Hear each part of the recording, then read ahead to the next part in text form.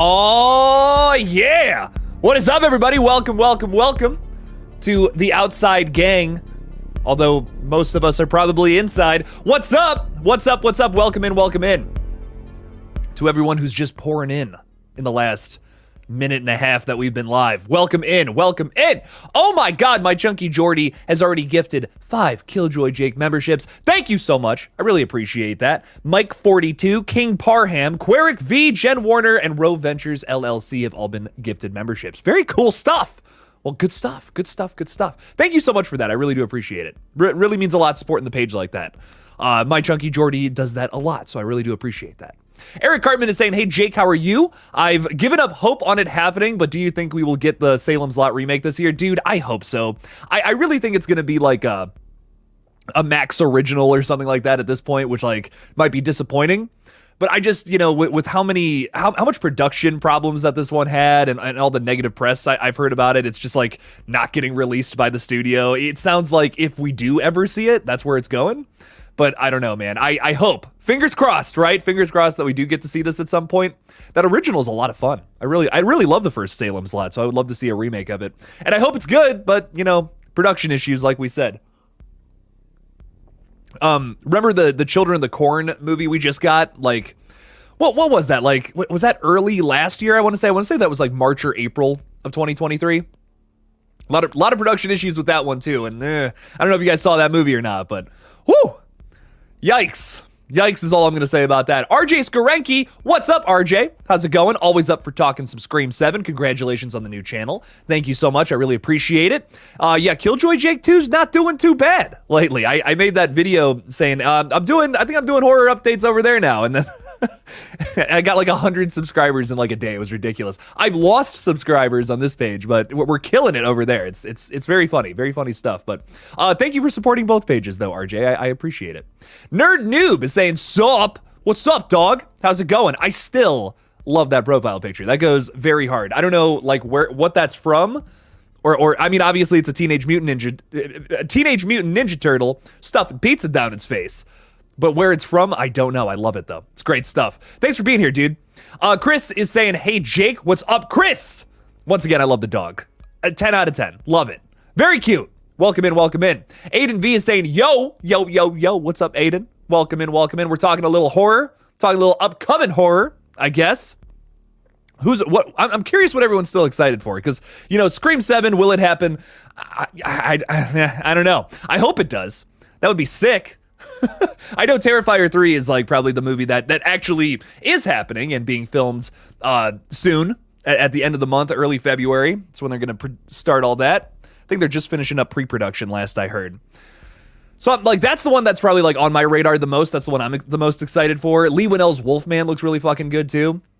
But I want Scream 7 to happen, but I don't know if it is. Reaper Kid is saying, "What's up? What's up?" What's up, Reaper Kid? How you doing? Just casually embarrassing myself on the internet, as I do every day. Noah Atkinson is saying, hey, Jake, are you excited for the Super Bowl? Also, please get ready for the next thrilling comment I'm going to post. Oh, shit. I'm held in suspense, Noah. I'm losing my mind here. Oh man, I can't wait for the next comment. Am I excited for the Super Bowl? You know, after the Browns' tragic loss against the Texans, I don't know how excited I am, but I'm rooting for the Buccaneers. Go Baker Mayfield. He's our former quarterback, and we cut him for some reason. Not sure why. He's a great quarterback. Everyone hates him, though. And now everyone loves him, which I think is hilarious. Everyone's like, oh, dude, no way. Baker's winning playoff games? It's like, yeah. He's a good quarterback. He just had a shoulder injury when he played for the Browns, and we cut him for that reason because we made him play while he was injured. Okay, I'm done. I'm sorry. I'm shutting up about it. but I'm excited for the Super Bowl. It's a very roundabout way of getting there, but man, like I'm still salty about that. Still very salty about firing old Bake. Nerd Noob is saying, what was the best horror movie of 2023 in your opinion? Mine was Evil Dead Rise. Excellent choice. Evil Dead Rise. I mean, it's hard to argue with that. That was number 3 for me, but like Evil Dead Rise is so good, dude. I think the Evil Dead franchise is the most consistent horror franchise. Like there are many great horror franchises out there, but man, Evil Dead, dude. I mean, there's not one miss, even in the TV show. Like the TV show is excellent. I love every episode. It doesn't miss for me. I love it. Everything Evil Dead just hits that spot for me. Hits that G spot, if you will. But like Godzilla -1 is my favorite horror movie, but like, does that, some people are like, oh, was that a horror movie though, Jake?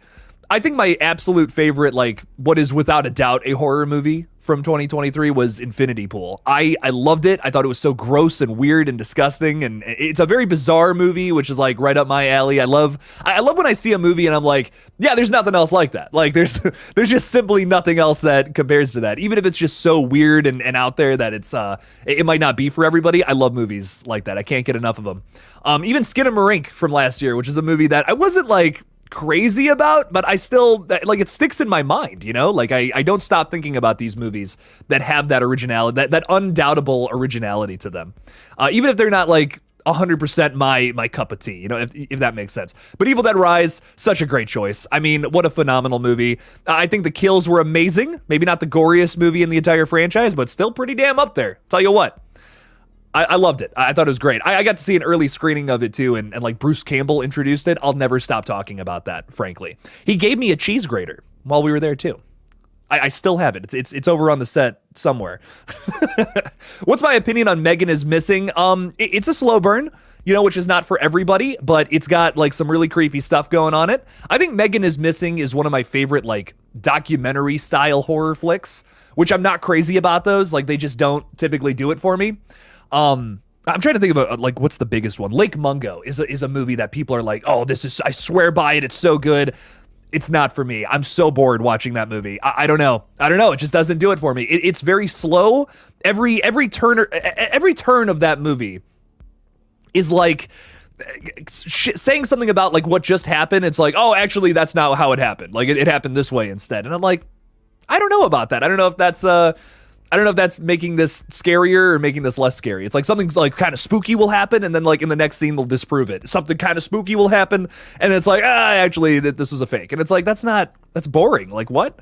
It's like watching true crime documentaries, you know what I mean? Like it's scary because it's real, but because it's not real, there's nothing scary about it. So documentary style horror, not for me personally, but Megan is Missing is definitely one of the better ones for sure. Like this is one that I actually did. I mostly enjoyed it because it's got some creepy shit going on. They're not constantly disproving what was going on, saying like, oh no, actually that wasn't a ghost or that wasn't this or that. Megan is Missing is definitely, it's top shelf when it comes to that very, very niche subgenre of horror, but I don't know, just not for me.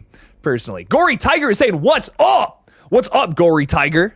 I think I've asked you about this before, but I'm still curious about like what's the tiger? Why is it gory? I know I've asked you this before, because you can't forget a name like that. Why is the tiger covered in gore? Did it eat somebody? Who in particular did it eat to get covered in gore? I gotta know. No, I'm just kidding. What's up, dog? How's it going? Welcome in. Children of the Corn is a terrible short story. Why do they keep adapting it? However you feel about the short story, there's so many of those movies. I mean, not just like 1, 2, 3, whatever. No, there's like fucking 12 of them or something like that. I haven't seen all of them. I've seen that remake that we were just talking about, and I think the first 3 is where I'm at now. But man, I like that first one's really fun though. I love it. Outlander. I love that kid. Like, I want that kid to wake me up every morning. Just come into my room and scream that Outlander, and I'm like, okay, I'm up. Gee, goddamn. I love it, dude. Daniels J 2004 is saying, hey Jake, how you doing? I'm chilling, man. It's the end of the week. I'm exhausted. I've been editing all week, but we're gonna make this stream fun. We're chilling. It's gonna be more of a chill stream. It's gonna be a vibe, just a vibe out. Let loose. Do this with your arms and legs. I am doing that with my legs right now. I'm levitating. There's no seat behind me. It's great. So welcome in, Daniels, or Daniels J. Welcome in. Chris is saying Maxine and Nosferatu is what I'm the most excited for. Lisa Frankenstein doesn't look that bad. That looks like fun. Yeah, that definitely looks like fun. Maxine, I'm very excited for. We need a goddamn release date, though. Oh my God, I want to be excited and be like, yeah, it's on the 2024 calendar, but it's all just rumors, man. It's smoke and mirrors is what it is, which makes me sad. I want to see Maxine so bad, dude. No release date, nothing. Like they announced it, they gave us that little Hollywood trailer and a few images here and there, whatever. But man, Nothing else. Hoping we get an update on it soon, though, Chris, for sure. I'm very excited for that one. And Nosferatu, of course, is going to be a lot of fun. It's been a rough start to the year, though, man. Oh, my God. It's been miss after miss after miss. Reaper Kid is saying, I heard they're trying to get Melissa and Nev back. Yeah, I'm hearing the same thing. You know, it's all rumors, of course, but I hope it's true, man. I hope it's true that they've talked to her. I don't know. I've heard, you know, I got my people. I got some people that reach out to me. Can't say any more than that, of course. But I've heard the same thing. I hope it's true. Like I said, I really want to see both of them come back. That would be great. Sidney Prescott is, of course, I want to see. I've been talking about it a lot, but what I want from Scream 7 maybe the most is a Sidney story. We have it's set up, man. Like, it's right there. It's like, I was very against focusing on Sidney again for the longest time, just because I felt like, what more story is there to tell with this character? I love Sidney. She's a great character, but I don't want to just throw a character at a story with no purpose. Like, when you keep doing that, you know, it devalues the character. It makes their story go on for too long, and then it's like, this kind of sucks. And I've heard some people say that about Scream 4, and it's kind of hard to argue at times. I love Scream 4. It's great, in my opinion. But it's like, was that a necessary story to tell? I'm like, I don't know. I don't know if it was, you know? But I still love it. I think it's a great movie. I want to see, now with Sidney, I want to see a story told about her family, because I think that makes it completely different. That is a story worth telling. And if there was another Ghostface out there, it makes sense for them, whoever it is, to target specifically Sidney's family.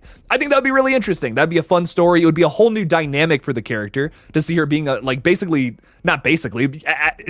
reality, a mother. Like, how does she defend her kids? That's a whole different level to a Scream film, and with the character of Sidney that we've never seen before. I think that would be great, personally. I'm all about that. And Squad with another I think people are actually changing their profile pictures to dogs so that I comment on them. I'm not sure if that's the case or not, but I love it. Like, I'm not against this. I hope you know I'm not complaining. Please, more dog profile pictures. It's great, but it's just something I've been noticing lately. I'm like, man, we got a lot of dogs as the PFPs. That's good stuff. Do you think the Jeepers Creepers should they do another movie, reboot, something, whatever? Man, you know, some franchises, I think they should die. So, some franchises just need to die, man, and Jeepers Creepers is unfortunately one of them. I was so excited for Jeepers Creepers 4 because I'm like, we got a new director. We don't got that piece of shit in there anymore. Maybe this will be good, you know? I don't know. Man.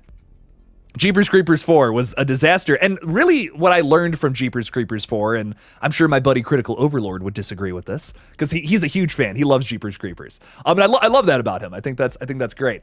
What I look at with Jeepers Creepers now is no one wants to touch that franchise with a 6-foot pole because of who created it. And I think because of that, it's killed the franchise. Like, it's something that it's just given it too bad of a reputation to the point where no one who's actually going to make a good Jeepers Creepers movie wants to touch this franchise because they don't want to be involved with that. And I get it. Trust me, I was reluctant to even cover that film in the first place. And that's why I haven't talked about it since 4 came out. Because I was like, after watching it, that was all I could think about. I'm like, yeah, this franchise is just never going to be good again for that reason. And it makes me very sad. It does. Because I think those, you know, when I saw those first 2 movies, I wasn't aware of who the director was. I was a child. They came out in like the early thousands. So do I get in trouble for liking them? I don't know. Is that really fair?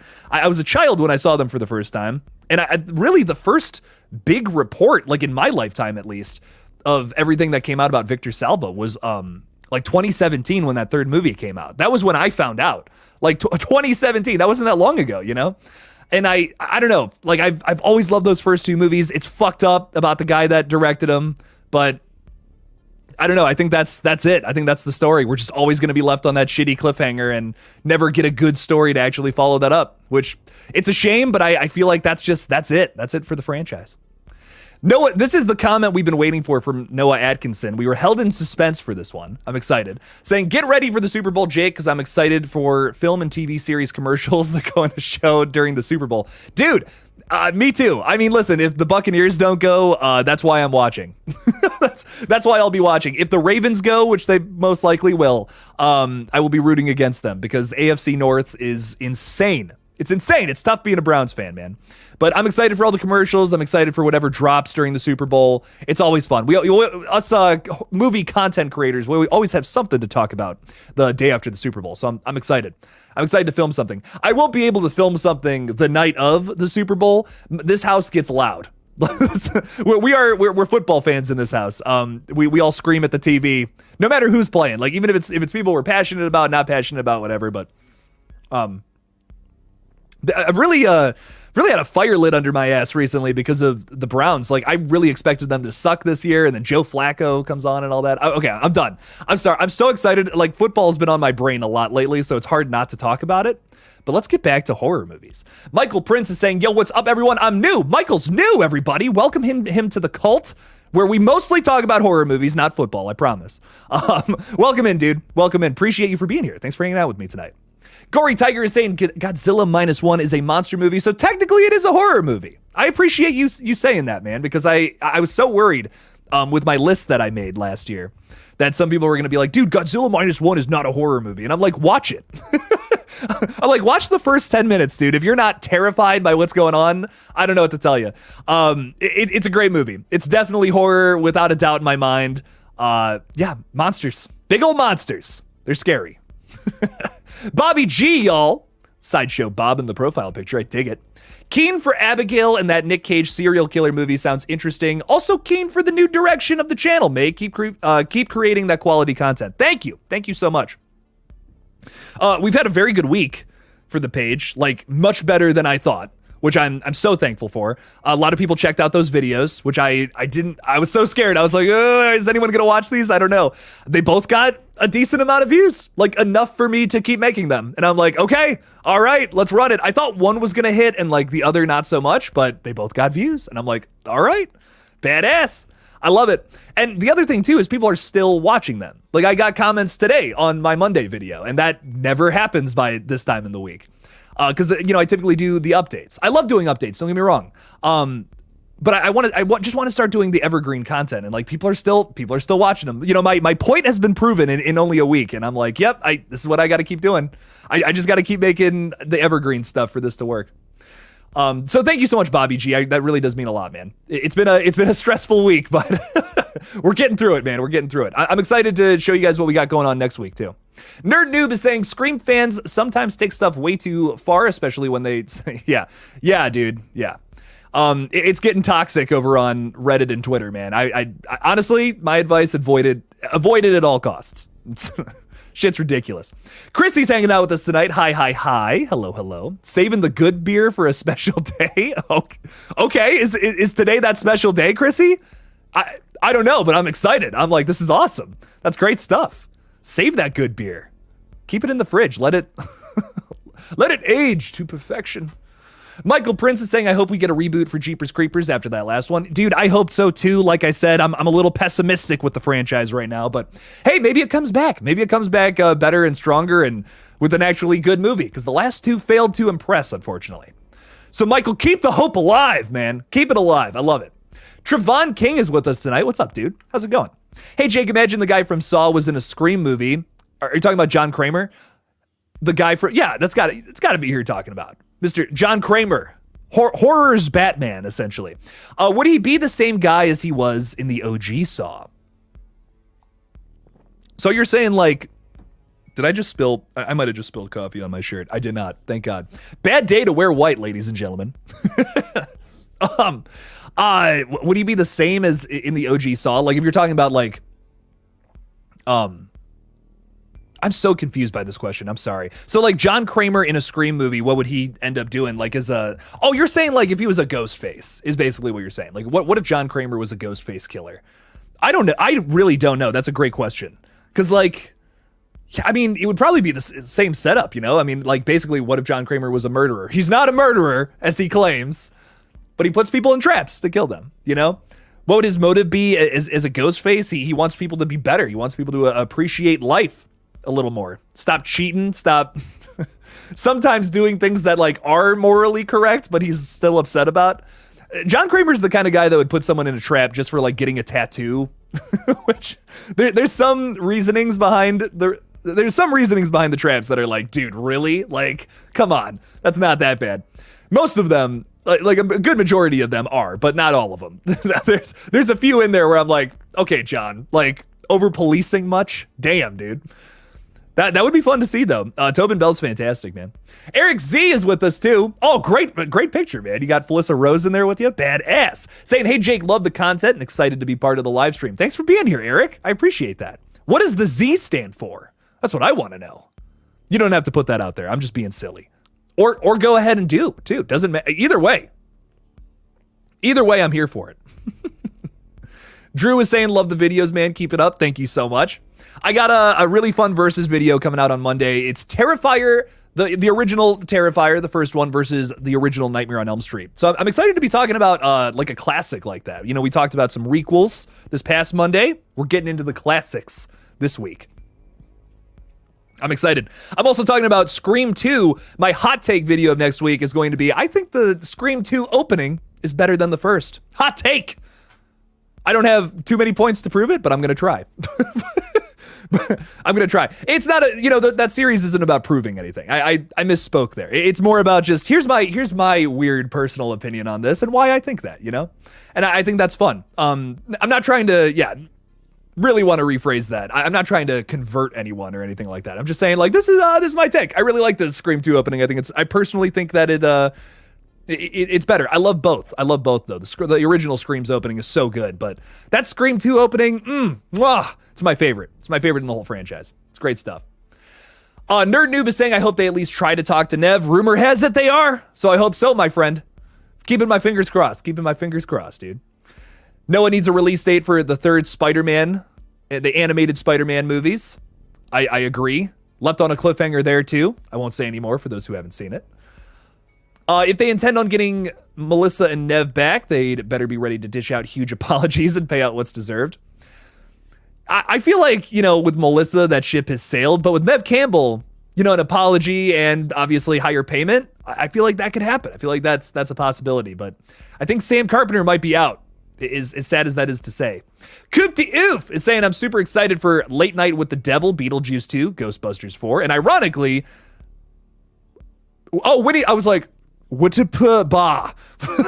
Winnie the Pooh, Blood and Honey too, and the Steamboat Willie horror movies. I don't know if I'm excited for the latter there, but honestly, I'm hyped for the new Ghostbusters. That trailer kind of has me way too excited. I'm way too excited for that movie. It looks like a lot of fun. It feels like it's got the same energy as like the original Ghostbusters 2, which is a very underrated movie in my opinion. I'm excited for it. Beetlejuice 2, I'm so on the fence about if I'm gonna like it or not, but I'm still excited for it. It's got Jenna Ortega in it, which is cool. I just don't know if Beetlejuice needs a sequel. We're going to see, though. We're just going to have to see. Robert, I love that profile picture, dude. It's a good day when I get a compliment on my Terrifier t-shirt. Hell yeah, dog. Did you find someone in the wild, a wild Terrifier fan? That's always fun. I was wearing a Texas Chainsaw Massacre shirt one time at a local gas station, and someone was like, dude, I love that movie, man. I'm like, hell yeah. You got it. Listen, you got to respect horror fans when they come up to you. It's rare. It's rare to find them in the wild, but they're there. I promise. You caught Reborn the one night it was in theaters? I did too, man. Waste the money. Just straight up.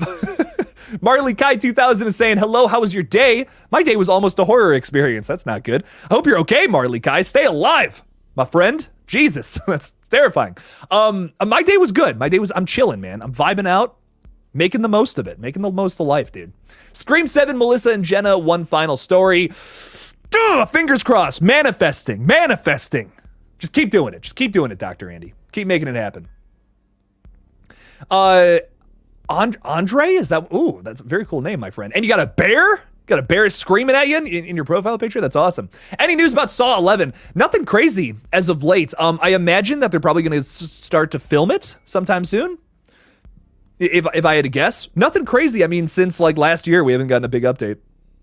So nothing nutty at the moment, but your boy will be on the lookout. That is one of the movies I'm going to keep doing updates for on this page. So I'm really excited for it though. Saw 11 can't come soon enough, man. It's gonna be a lot of fun.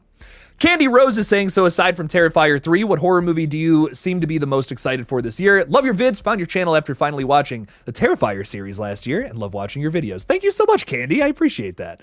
Terrifier 3 definitely at the top of my list. Man, it's tough. The Wolfman remake, kind of reimagining, whatever, coming from Lee Winnell, I'm so excited for, because I just love Lee Winnell. Anything he directs is typically something I love. So I think that's going to be great. I'm also very excited for Smile 2. That looks like fun. We got some originals towards the beginning of the year that I'm hyped for too. That Abigail from Radio Silence looks really fun. It's got Melissa Barrera in it, so I think it's gonna be fun. I think that one's gonna be really good. It looks like a really goofy movie, very much so in the same vein as Ready or Not, which I love. It's like lit and shot in a similar way. It's like got a similar setting, but obviously a much different villain. I'm excited for it. Abigail is towards the top of the list as well. There's a lot of good movies coming out this year. Unfortunately, we're just not getting any of them until like April. So the first 3 months of this year are going to be a little rough, but I'm hoping for some big surprises for sure, Candy. Because wow, Founders Day was a skip, dude. Founders Day was so bad. I always try to find the good in movies. You know, I always try to find like something where I'm like, okay, at least it had that, right? Nothing about Founders Day. Night Swim, same thing. Like it had Wyatt Russell in it, but my dude's phoning it in, which makes me sad. So I don't know. I'm hoping for some good movies this year, but I've yet to see one. That really blew me away. Yurdy G, what's up, man? How's it going? What's up? My daughter says, hi, KillJoy Jake. Bring your ass to HHN with us this year, bro. Dude, you don't even know how sad I am that I missed the last one. For me, like, with my whole situation here at home, it was between going to Halloween Horror Nights or going to Scarefest last year. Unfortunately, I couldn't do both. But my goal this year is to go to a bunch of horror festivals and hopefully do this as well. Fingers crossed that I'm able to do it. Because dude, you don't even know how sad I am that I missed it. I got to hang out with Yurdy this past October, and dude was just talking about it the whole time. He's like, oh my God, the houses were so good. And I'm like, I'm so sad. I wanted to go so bad. Couldn't make it though, man. But hey, man, I'm going to do my absolute best. Going to try to go. Give me the deets. Send it to me. Send it to me and we'll talk. We'll try to make something happen. Yurdy, thanks for the $5, man. I really do appreciate the support. You're the best. I'm wearing your shirt right now too, dude. Yurdy G gave me this shirt. The guy's fucking awesome. If you don't listen to his music, and if you don't listen to Toxic Icon Podcast, what are you doing with your life? Stop wasting your life and listen to that podcast. No, it's great stuff though. Really fun. Yurdy, thank you so much for being here though, man. Really appreciate you. Aiden's asking what's my favorite Little Debbie snack. Hang on. I don't think I've had one of those in years. I'm gonna be so honest. They have like cosmic brownies. No, the oatmeal cream pies. Oh yeah, I love me a good cream pie. And we're gonna leave it at that. Anyways, HMG Loves God is saying, yo Jake, if 7 ain't gonna have the core 4, should they continue the story from Scream 4? This is I think I've got to make a video about this, man, because I'm so on the fence about this. I think that there's a lot of opportunity that could come from continuing the story from 4. You could have Dewey back, but for me, it's like, if you're gonna do that, if you're gonna like cut the timeline at some point, why not go back to the original? Like that's my thought process. You could do a movie that takes place after just the original Scream movie and have a whole new timeline. You could have Randy in there, you could have Dewey in there, you could have so many more characters that people love, and you could do your crazy Stu theories too. Because that's the big thing, man. Like the biggest reason why I'm against Stu coming back is like, at this point in the timeline, it just wouldn't work. But if you did a direct continuation to Scream, maybe it could work. Maybe you could write something like that. You could bring everybody back. That's what, like, honestly, if they're not going to make 7 a continuation, they're just going to leave this where it is. That's what I say they do, is continue it from Scream 1 specifically, not from Scream 4. I don't know. I feel like there's so much opportunity to tell an even crazier Sydney story that way without having anything from 2 onwards happening. That's just my opinion, though. If you're going to go that route, you might as well just go all the way back to the original and retcon everything. But if you're going to do that, you know, that's not my first option, not my first preference. I would rather them just make a 7, which continues the story at hand, but just my thoughts. AJ said, I asked Craven last night, but do you think the aged mask would have been better off in Scream 7 over 6? Was it wasted in 6? No, I don't think it was wasted. I will say that I want to see more crazy masks though, like for sure. I don't know to say it was wasted. I think it works with the themes of that movie, what it was trying to say, like about the franchise. So I feel like it was perfectly used in 6. That's something I really liked about it. The design wasn't just like, oh, here's a creepy, cool Ghostface mask. Because I'm not gonna lie, when I saw it in the trailer, my first thought immediately was, wow, they're really trying to do a Halloween 2018 thing here with the mask. I mean, it looks exact. It's the Ghostface mask, but Halloween 2018-ish, you know? Because people have, I remember when that trailer came out, people were like, that's not what Ghostface masks look like after 20 plus years. They turn yellow. And I'm like, well, yeah, you're right, but a piss-colored Ghostface mask is not going to be as exciting as something like with all the cracks and all that. It's menacing, you know? So for me, I think they used it perfectly considering what that movie was all about.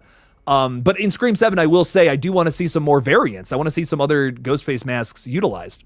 They were supposed to do that in Scream 4, and they just never got around to it. There's a bunch of other Ghostface masks too, like the Dead by Daylight Ghostfaces. There's like a bunch of those, bunch of variants. I hope we get to see more of those in the future. That would be fun.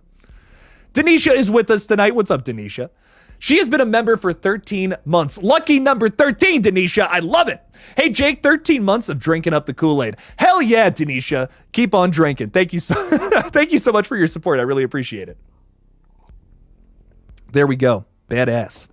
I really do appreciate your support, Denisha.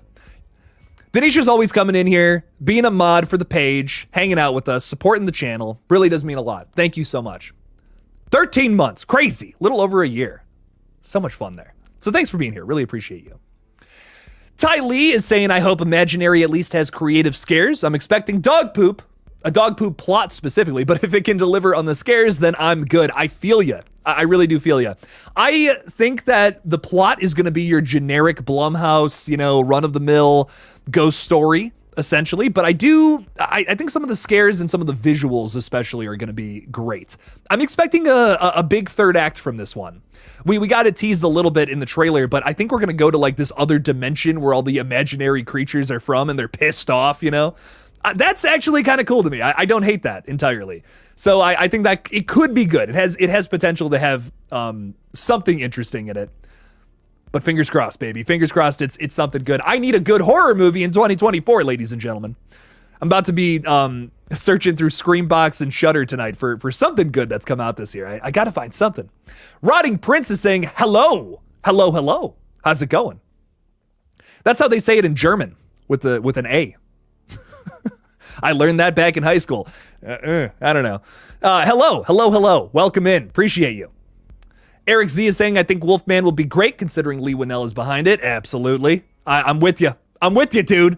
He's awesome. Invisible Man was amazing and excited to see him continue his take on classic Universal monsters. Me too. It was announced that this wasn't announced. It was rumored that he was going to be working on like what was it, Green Hornet or something adaptation. I'm like, no, Lee. Oh God. Come on, man. Keep up the horror movies. I'm too big of a horror fan to let him go. I can't let it happen. I can't let what happened to David F. Sandberg happen to Lee Winnell. Thankfully, my boy Sandberg, though, is doing the Dead by Daylight movie. I'm sure you guys have heard. Very exciting stuff there. I'm really hyped for that. That's going to be a lot of fun. Helios is saying, I can't wait for Terrifier 3. Dude, me too. I'm counting the days until October. That Wolfman movie comes out on the same day too, which is going to be nuts. Wolf of Fire double feature, baby. I'm excited. I seriously cannot wait. Great stuff.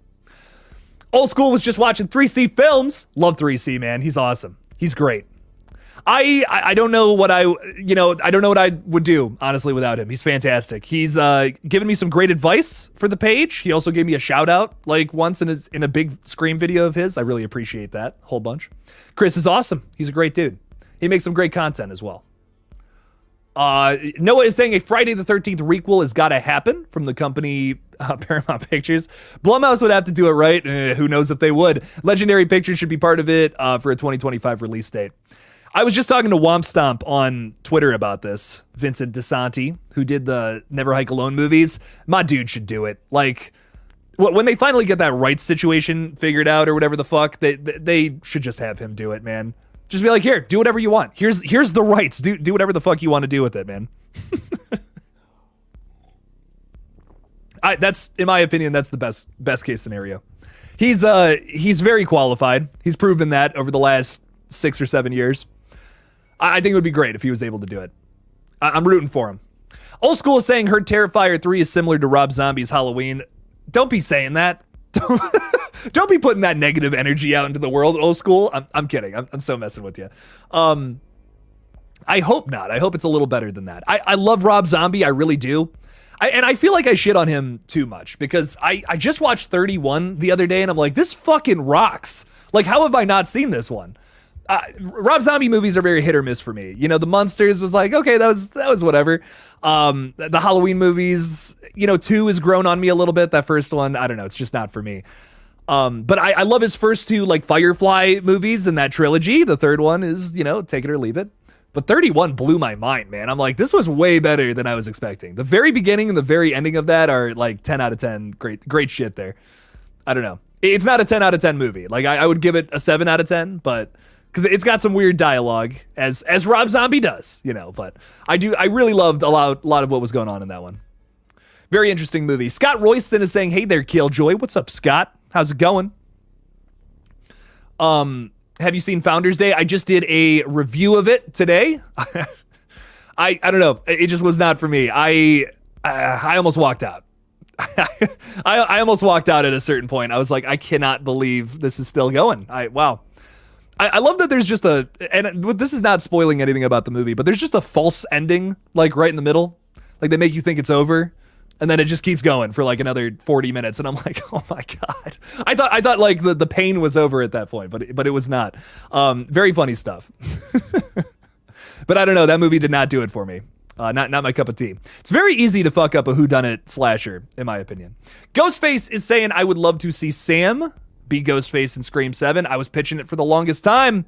Man. And now it's just not going to happen, unfortunately. Unless Melissa Barrera comes back, which would be great. I would love for that to happen. But we need a miracle. I like the creepy picture of Richie that you chose for your profile picture there. It's very, very fun stuff. Kind of reminds me of a certain scene from that movie that I have right here. Holy shit, it's Ghostface! I love that. Great stuff. Who else is hanging out with us tonight? Jumpscare TV is saying, I love Rob Zombie movies. The ones that hit are so good. Like 31, fantastic. House of a Thousand Corpses, love it. Maybe my favorite from him. Devil's Rejects, objectively his best movie. Like it's so good. Oh, great stuff, man. But I don't know. He's got some misses for me too. But I do love a lot of his stuff. Like I really do. Those 3 movies, like I could watch those anytime, whenever. Put them on. Let's do it. Those are great. But very hit or miss director for me though, for sure. And I really think it comes down to you got to let Rob Zombie do what he wants to do. Like that first Halloween had a lot of studio interference, which is why I feel like the product just didn't come out the right way. You got to let Rob Zombie just do his thing, and then it sometimes it comes out right. I think 31 and House of a Thousand Corpses, Devil's Rejects, those movies are testaments to that. Accept yourself. This is not my favorite horror page. Like I'm trying my best here, but who's your favorite horror channel? I love Drum Dums so much. I've been watching him for the longest time. One of the biggest inspirations for this page for sure. I know 3C Films kind of covers like everything, but I do love a lot of his horror coverage for sure. Haunted Hippie makes some fucking awesome deep dives. Very good stuff from her. Dead Meat, of course. Maybe like he's the biggest, of course, the biggest horror channel out there. Dead Meat's fantastic. There would be none of this without Dead Meat. I watched him religiously in 2018. It was kind of weird, honestly. it's kind of weird. Oh, and Jumpscare TV's putting another one out there. Love Zach Cherry. He makes some great content. I don't think he's uploaded in a bit, but I miss his stuff. He's awesome. Primetime Chris is throwing some other ones out there. I love Sista Pam's content. She has some great Scream theories. I really love a lot of her theories. Very, very thought out, very good stuff. And Craven Something Scary, man. He's the Stu channel is what I like to call his page. He is the beacon for Stuism.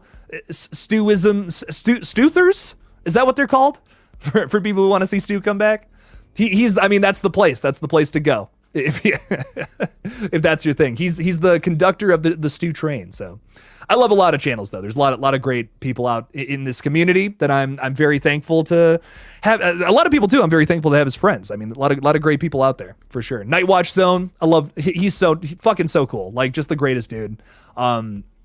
So thankful to have him in my corner for sure. Sinister Cinema. I don't think I know Sinister Cinema. We watched a movie though. Those guys are great. I love them so much. Sinister Cinema. I'll have to look into them. Those peeps, whoever they are. I'm hoping for more female ghost faces in the future. Love Jill. I love Jill. Absolutely. I was really hoping that Scream 6 would be the first movie where we got 2 female ghost faces. I was really hoping for it, man. Really hoping for it. I do love Liana Liberato as a ghost face killer, though. I never realized how much I wanted to see her be a killer before I saw that movie. It's great stuff. I do want to see that though. I want to see two female ghost faces going at it for sure. I'm hoping in the next one, whenever we get it, if it fucking happens, we get 2 female ghost faces. That would be cool. It would be the other thing too is like it would be a totally different dynamic than what we've gotten in the past. Think about like Richie and Amber's relationship. They were dating, which is kind of gross. Kinda? No, very gross. So like that's an it's like, okay, that's different than what we've gotten in the past. We got a whole family in the last movie. But like what are 2 female ghost faces up to? What's their dynamic? What's their relationship to each other? What's their motive? There's so much you can do with that, I think. So I love it. I'm very excited to see whatever we get next, of course. I hope it's that. You know what I mean? I hope it's like this is a whole new relationship and motive and types of characters to analyze.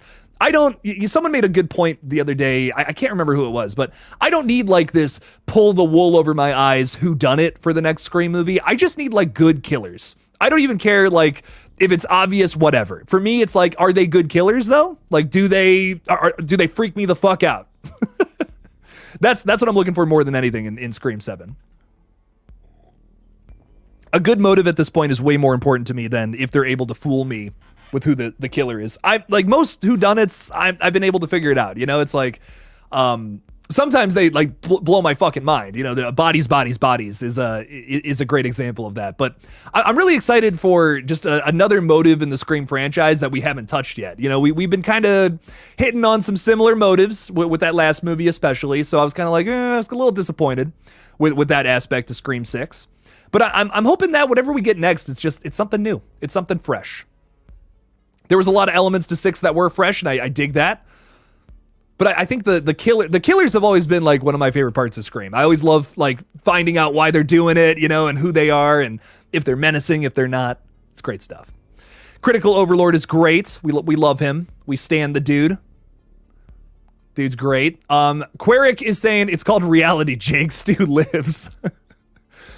Listen, Matthew Lillard himself is even saying that he doesn't know if the character's alive, man. I mean, but hey, run it. Listen, run it. Run your theories. Keep making it happen.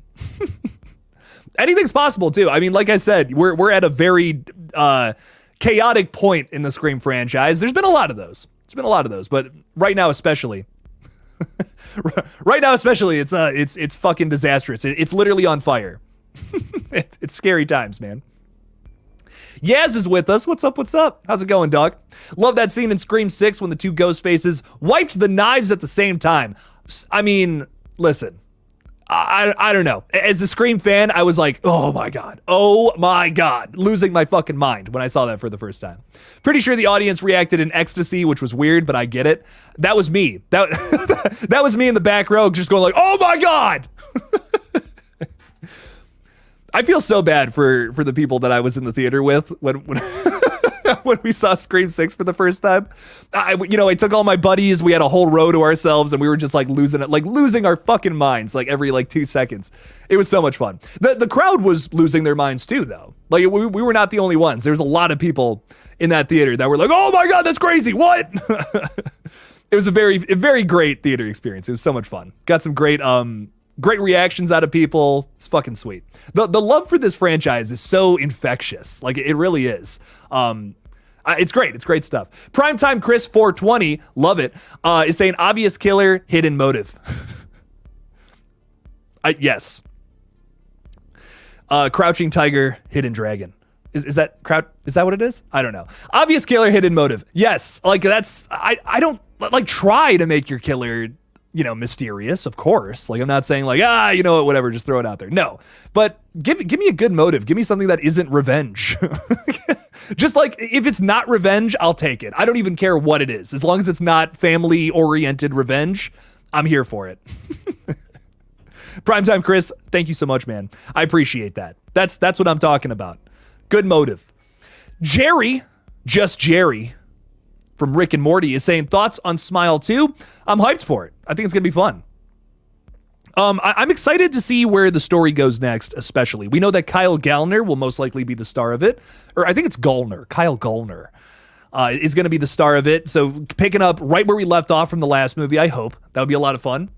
I'm just excited to see whatever happens next. Like, I hope we pick up right where we left off from the last movie. That would be a lot of fun. It's got a good cast, apparently, too. We know a little more about the cast. I reported on that on the second page.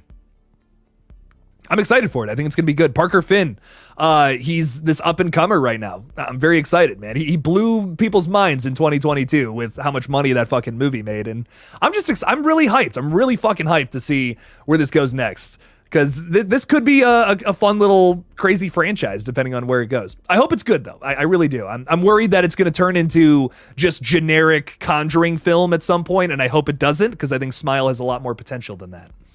So I'm hoping. Fingers crossed, man. Marley Kai is saying, I want to see two. I'm not going to read that. I'm like, okay, nope. No. Eric Z is saying the Scream 6 opening is my favorite, just behind the original. Very creative and so different. I loved it. Oh, that was when I knew I was going to love this movie. I was, so on the fence going into Scream 6. I was reading articles about how Radio Silence didn't even really want to do it. They were skeptical to do another one. They just wanted to do one, just make 5 and get out of there. And I was like, I hope this movie isn't them just being like, phoning it in. And it was not. It was not that at all, in my opinion. A lot of very creative elements to Scream 6, and there's a lot of experimentation that I know a lot of people don't care for. But I'm just thankful that Radio Silence was able to get in there and do something that was different. You know what I mean? I'm just excited about that. I was hyped to see them attempt to do something very different with this franchise that has mostly followed the same formula with every other sequel. So it was fun. It was a fun time. What else do we got? Some more wild card type motives would be cool. I'm kind of sick of the family revenge plots too. 100% agreed, man. Give me something. There's so many different weird reasons to kill your friends. Which is a fucked up thing to say, right? But in the Scream universe, oh my God, there's so many more motives they could tap into that they haven't even scratched the surface of yet. Greg Bruckner is saying, hi Jake, your least favorite Ghostface has arrived. Greg, the guy who died in the fridge. Come on, Greg. You didn't even get one kill, man. You're not even a Ghostface killer, man. I mean, what the hell? I want to re-rank the Ghostface killers at some point, because I definitely have different feelings about them nowadays. I want to re-rank the movies too at some point. I don't know when. I might do like a random Wednesday where I don't do like a hot take video or something. I might do some ranking videos. I'm just feeling it. I don't know. I want to re-rank them. I have a whole new ranking for the Scream franchise. I have a whole new ranking for the Ghostface killers too. Ghostface is saying, do you think Tara is a Ghostface killer that was secretly working with Amber and Richie? Beyond the Mask said in the original script, Tara was in love with Amber. That was in the original script. I'm not really like 100% sure one way or the other why that was cut. Like, it was kind of set up in the opening scene. I feel like the why they kept that specifically in the opening, like her and Amber texting back and forth, was kind of to show you more so something about Amber than Tara, if that makes sense. Like, I feel like that's in there to say like, oh, Amber's been, keeping a close eye on this character for a little while now. And also, she's helping orchestrate that opening scene too. So I feel like that's why it was kept in there. I guess in the original script they were like gonna like try to date or something. I'm not 100. I can't remember specifically what it was. I haven't looked into this in a very long time. Like, since Scream 5 was the big buzz in the community. That's how long it's been since I thought about this. But I don't know. Like, once again, all things that add to or maybe don't work in a certain story for whatever reason. I would have been, if it worked with the story, hell yeah, run it, make it happen. It probably would have been even more disappointing when she would have found out that, she was a killer. That's upsetting. No Scream will ever be better than the first one. I'm with you, Chaz. I mean, nothing's ever gonna top that first movie. It's so good. It's fantastic. It's a 10 out of 10. It's great stuff. Nerd Noob is saying just rewatched Red Right Hand, and as a film student, that movie is one of my inspirations. Dude, thank you so much, man. I really appreciate that. I'm hoping to do something really crazy with the next thing we're working on, and I hope you dig it. I hope you dig it. I'm not gonna lie, with this next thing, I'm like, here, this is what I want my slasher franchise to be. So I'm really hoping that people dig it. I got a pretty crazy idea for a slasher, and I'm excited. I think it's gonna be fun. Arguably the scariest Ghostface rocking a shotgun in the bodega. That is arguable. Tell you what, that's a scary sequence. That was an excellent scene. And I've watched 6 a couple of times because there was a point in time where I was like, you know, do I just like 6 because of how much I love the opening scene? Am I biased? And I've watched it again, like, very objectively. There are a lot of issues with it. I'm not going to deny that. But man, there are some like fucking fantastic sequences in that movie. That is one of them. The Ghostface with the shotgun in the bodega, that is so tense with the way they shoot that, with the way the sound design is in that scene too, is so good. The Gale chase scene is like a top 10 from the entire franchise for me. I love that. The ladder sequence too is horrifying and one of my favorite kills in the whole franchise. I love 6, man. I think it's great. I think it's a brutal horror movie with some great character development. And, you know, the third act, it dips for me, for sure. It's a little weird.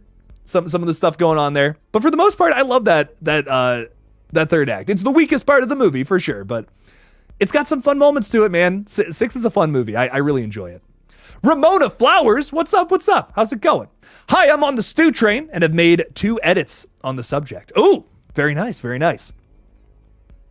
You know, I'll said it before and I'll say it again. While I'm not crazy about the theory, I do love me some Matthew Lillard, and it's not in the realm of impossibility. I've said this before, but man, like I made it. Like at some point, I was talking about like they might just bring him back for the simple fact that if they brought him back, people would rush to the theaters to see that shit. I mean, think about Five Nights at Freddy's for a second. Did that movie make all the money that it made because it's like the most popular IP with children on the internet right now? Yes. Yes, it did. There's no trying to argue that, of course. But you can't tell me that a bunch of Scream fans did not go to that movie. Like, oh my God. If you've seen it, you know what I'm talking about. Like, there's so many Stu-isms in that film that are just like, this is awesome. Oh my God. So I think that, I don't know, that to me is, that to me is telling as to people would totally show up for that. You know what I mean? Like, I don't think it would work, but people would show up. People would be there just for the fact that Matthew Lillard is back in a Scream movie. So Ramona, run it.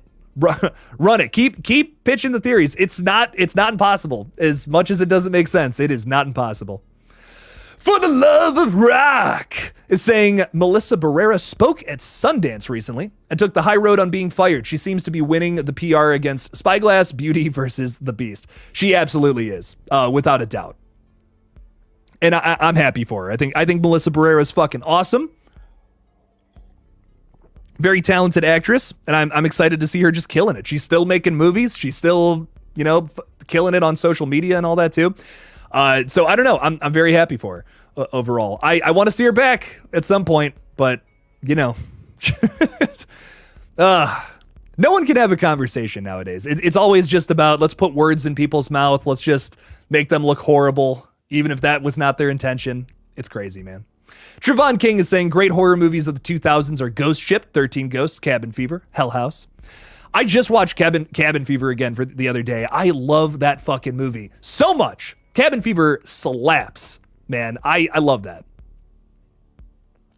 It's a brutal movie if you've never seen it. It's very disgusting. It's a very simple movie, but it's really in the way that Eli Wright. I just mixed Edgar Wright and Eli Roth together. The way that Eli Roth like writes characters, especially in that movie, is just so bizarre. It's like looking into this bizarre alternate reality of I don't know. It's got this like otherworldly feel about it that makes it like just something else. I love it. It's great stuff, man. Cabin Fever is like my favorite movie from him. I love it. It's so good. Hostel's up there too, and Thanksgiving, of course, but oh, so good. Johnny Hideout UK is saying, glad you're live. Have you forgiven your cat? I forgot I told that story. Yes, I did. No, we're chill. We made up. I pooped in his bed, so we're fair, you know? Would love your opinion as I would like to make it. By the way, I'm working on a wicked script. Would love your opinion as I would like to make it myself. Any news on Maxine? Dude, like, listen, if you're working on a wicked script, fuck yeah, man, keep writing. Best advice I can give you writing wise is if you think it's good and you're happy with it, keep writing it and then show it to people and see if it's good. If you get a big thing about writing too is like, if you get the same note back from multiple people that say like, I don't know about this one part, you know, that might mean you have to change it, as much as that might mean killing your darlings, which sucks. Oh, crazy stuff. But Johnny, absolutely, man. Any news on Maxine though? Nothing crazy besides Mia Goth allegedly kicking someone in the head on set. I did post a little video on my second page talking about it. What was it? I think that was the last video I posted over there, actually. Just talking a little bit about like that whole situation. We learned a little bit about the movie from that too, which was interesting. We kind of have a better idea of who the bad guys are going to be in Maxine, which if you don't want to know that, maybe don't watch that video, but go check it out if you want to learn a little more about what we've learned about Maxine through that unfortunate lawsuit. You know, once again, it's alleged. It's nothing 100% confirmed one way or the other, but check it out. Check that video out, Johnny. And dude, thank you so much for the support. I really appreciate you. Thank you. What else do we got going on? Matthew is way too old to pull off that role and make it work. Yeah, I mean, like if they would have done it, 20 years ago, it would have worked, but it's just too late in the game at this point. Mad Blood is saying, what's up, Jake? Happy Friday. What's up, Mad Blood? How's it going? I love that graphic, dude. Good shit. Happy Friday. It's the end of the week. It's time to chill, ladies and gentlemen. Good stuff. Eric is saying Stu is alive. He was supposed to be the mastermind in the 3. Yeah. Totally possible to bring him back. Yeah, I just wish they would have done it already. I wish they would have done it in Scream 3. Just had that happen. That would have, like, to me, that's way better than Roman just being the secret killer the whole time. I don't know. I've just never been crazy about Roman's whole motive and all that. I love Scott Foley though. I mean, I think he's great. He gives a good performance for sure. There's no denying that. I've never been crazy about his soap opera backstory, but I think Stu, if Stu was the one to get revealed as like our only killer in Scream 3, I think I would love that movie even more. I really would. As much as I don't think the Stu thing would work today, I think it totally would have worked back in 1999, 2000. That would have been great. That would have been so fucking cool. What a great way to cap off that story. But unfortunately, that's just not what was in the cards. It's a shame. It really is a shame, because I think that would have been great to bring him back for one more. It would have made sense like that far after the movie, like what, 4 years after the original movie. Yeah, that totally would have worked. But now it's 2024.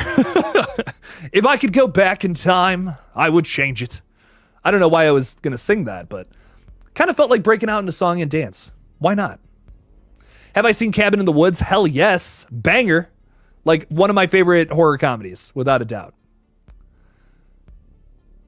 Would you be fine with a reboot following up after 4 and erasing? I just gotta make this video. Everyone's talking about this.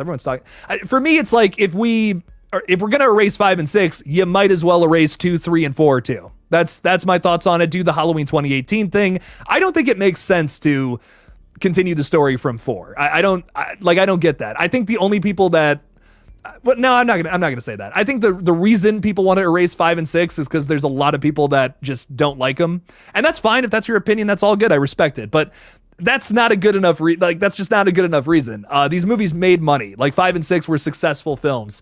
If we're gonna erase them, you got to do it with purpose. I don't think it makes sense to like tell a story moving from 4. Especially if it's going to be Sydney focused, because then you're erasing the fact that she has a family with Mark Kincaid. It's like, well, what are we going to do now? Like, we're just going to do another story that may or may not need to exist. I don't know about that. I think it makes more sense to do a direct continuation of the first movie. You'll be able to bring back not only Dewey, but also Randy, and then tell a whole new story. Like maybe it's about them years later where no other Ghostfaces really came about after Billy and Stu, but now it's happening again. Let's say 35 years later. That to me is, if you're going to go that route, you might as well do that. Like that just makes way more sense to me. There's so many things that you don't have to juggle then too. because like erasing 5 and 6 doesn't really unfuck you as much as where we are right now, if that makes sense. Like the franchise is very complicated. In order to make a Scream 7, there's a lot of things you got to tiptoe around. Look at 6. They had to tiptoe around a lot in order to make that movie happen. Same thing is going to be in place if they make a direct continuation to 4. You might as well make your life real easy, especially for the writers, do a direct continuation to the original. I'm not like, my other thing too is like, if that's the route we're going to go, that's what you have to do. But that's not my first, like, yeah, no, that's absolutely what Scream needs to do right now. I would rather just get 7, personally, like an actual 7th film, conclude the story with Sidney and, you know, our legacy characters and the new characters as well. That's what I want next, personally. But I think if we're going to go this route, we're going to bring Dewey back, we're going to bring Randy back. Hell, we could bring Stu back, too, if we went this route, too. Do a direct continuation to 1. Because, listen, I'm going back to something I said earlier. A lot of people want to see Stu come back. And the one thing holding that back, and I'll admit it, even as much as I'm not a Stu guy, I'm not crazy about this theory, the one thing holding this all back is the fact that you've just had too many movies. There's too much history at this point to make something like that work. That's my number one biggest thing about it. So if you erase all of that, you could do a movie where it's Sidney focused. You could write whatever. You could say Sidney's been doing whatever the fuck since 1996. You could bring Stu back. You could say he's been in prison this entire time. You could say Dewey's, I don't know, maybe he's the sheriff of Woodsboro. He's married to Courtney Cox in this new canon. There's so much more you can do with that. For me, erasing 5 and 6 is like, I don't see the point in that. If you're gonna go that route, you got to get rid of all the sequels. It makes no sense to me to erase just 5 and 6 in terms of story. What else do we got going on? Having him hiding in the wings for all those years. Well, I think for me, it's like, would be an interesting way to handle it. I think for me, it would be just a little more interesting if, like he was in jail or something. Maybe he got released on some bullshit charge or whatever. And then it's like, oh, fuck, you know, like he's back at it or something, if you wanted to write that. Or do new Ghostfaces, too. But I'm just saying, like, to me, it's like you're knocking out so many birds with one stone if you just, like, retcon all the sequels and tell a new story. If you wanted to go that route. Once again, I can't stress it enough. That's not my number one option right now for the franchise, but that is a route they could take. So I'm into it. Did you ever watch Disturbing Behavior besides Scream? It's one of my favorite horror movies of the 90s. I love the cast of Disturbing Behavior so much. I think that James Marsden, I can't remember the name of the guy who plays the side character. It's slipping me, but he's excellent. That dude, for the life of me, I can't remember, but like his buddy that gets introduced like at the lunch or whatever. Man, I haven't seen that movie in so long, but he's a great side character in that movie. It's very similar to The Faculty is what I remember. And I had a good time with it. It's a very fun movie for sure. My favorite 90s slasher besides Scream is Urban Legends. I fucking love Urban Legends. That movie is so good. And I feel like it's your best Scream inspired slasher at the time. Because like it also hits on something very similar to what Scream was doing. You know, Scream is all about like horror movie commentary, and here are these characters that would usually exist in reality. They're trapped in a horror movie now. That's your basic concept of Scream, which is why it's great, which is why it's a classic. But for me, I think the thing that works so well with Urban Legend is they take that same approach, but it's like, what if these characters existed in a world where urban legends were like the killer was going after them in that specific route. Here's the theme opposed to horror movies. I like that. I think that's fun. That's a great approach to a Scream inspired slasher. That's fun. It's not horror movie oriented, but your characters are still self-aware. They still know about, you know, movies and slashers and all that. It's cool. It's good stuff. Tiara is saying Nell Verlaque played Jessica in Thanksgiving, not Addison Rae. I tried to tell you this. I don't know what you're talking about, dog. Thought I was saying I didn't like her acting. Search it on Life. Tiara, I'm so sorry. I just don't know what you're saying. I was not crazy about Nell in the movie. I don't know if she was fantastic. Some of the cast in Thanksgiving, that's probably my biggest criticism of the whole movie. I wasn't crazy about some of the characters. But she was up there for me. I don't know. Was not, I don't know. I don't want to say like Just wasn't crazy about her performance. It was fine. It just wasn't as captivating as some of the other people in the movie. What else do we got going on? Would love to see Ghostface with a smartphone just cyberbullying Sam. Be some crazy commentary, man. Some crazy commentary on what's going on in the world right now. Oh my God. You know, I'm not gonna get into it. I'm just like, not even gonna get into it. It's just not worth it. What else we got? Unless Stu's part of that history, the call from Woodsboro to Gale, the principal drawing in the Stu's part of that history. We're talking about Stu in the chat, and I'm missing a whole parts of this thing, man. I don't know what's going on. For the Love of Rock is saying the problem with the new sequel to Scream 4 is that Dewey just died 2 years ago. It is way too soon for that. Yeah.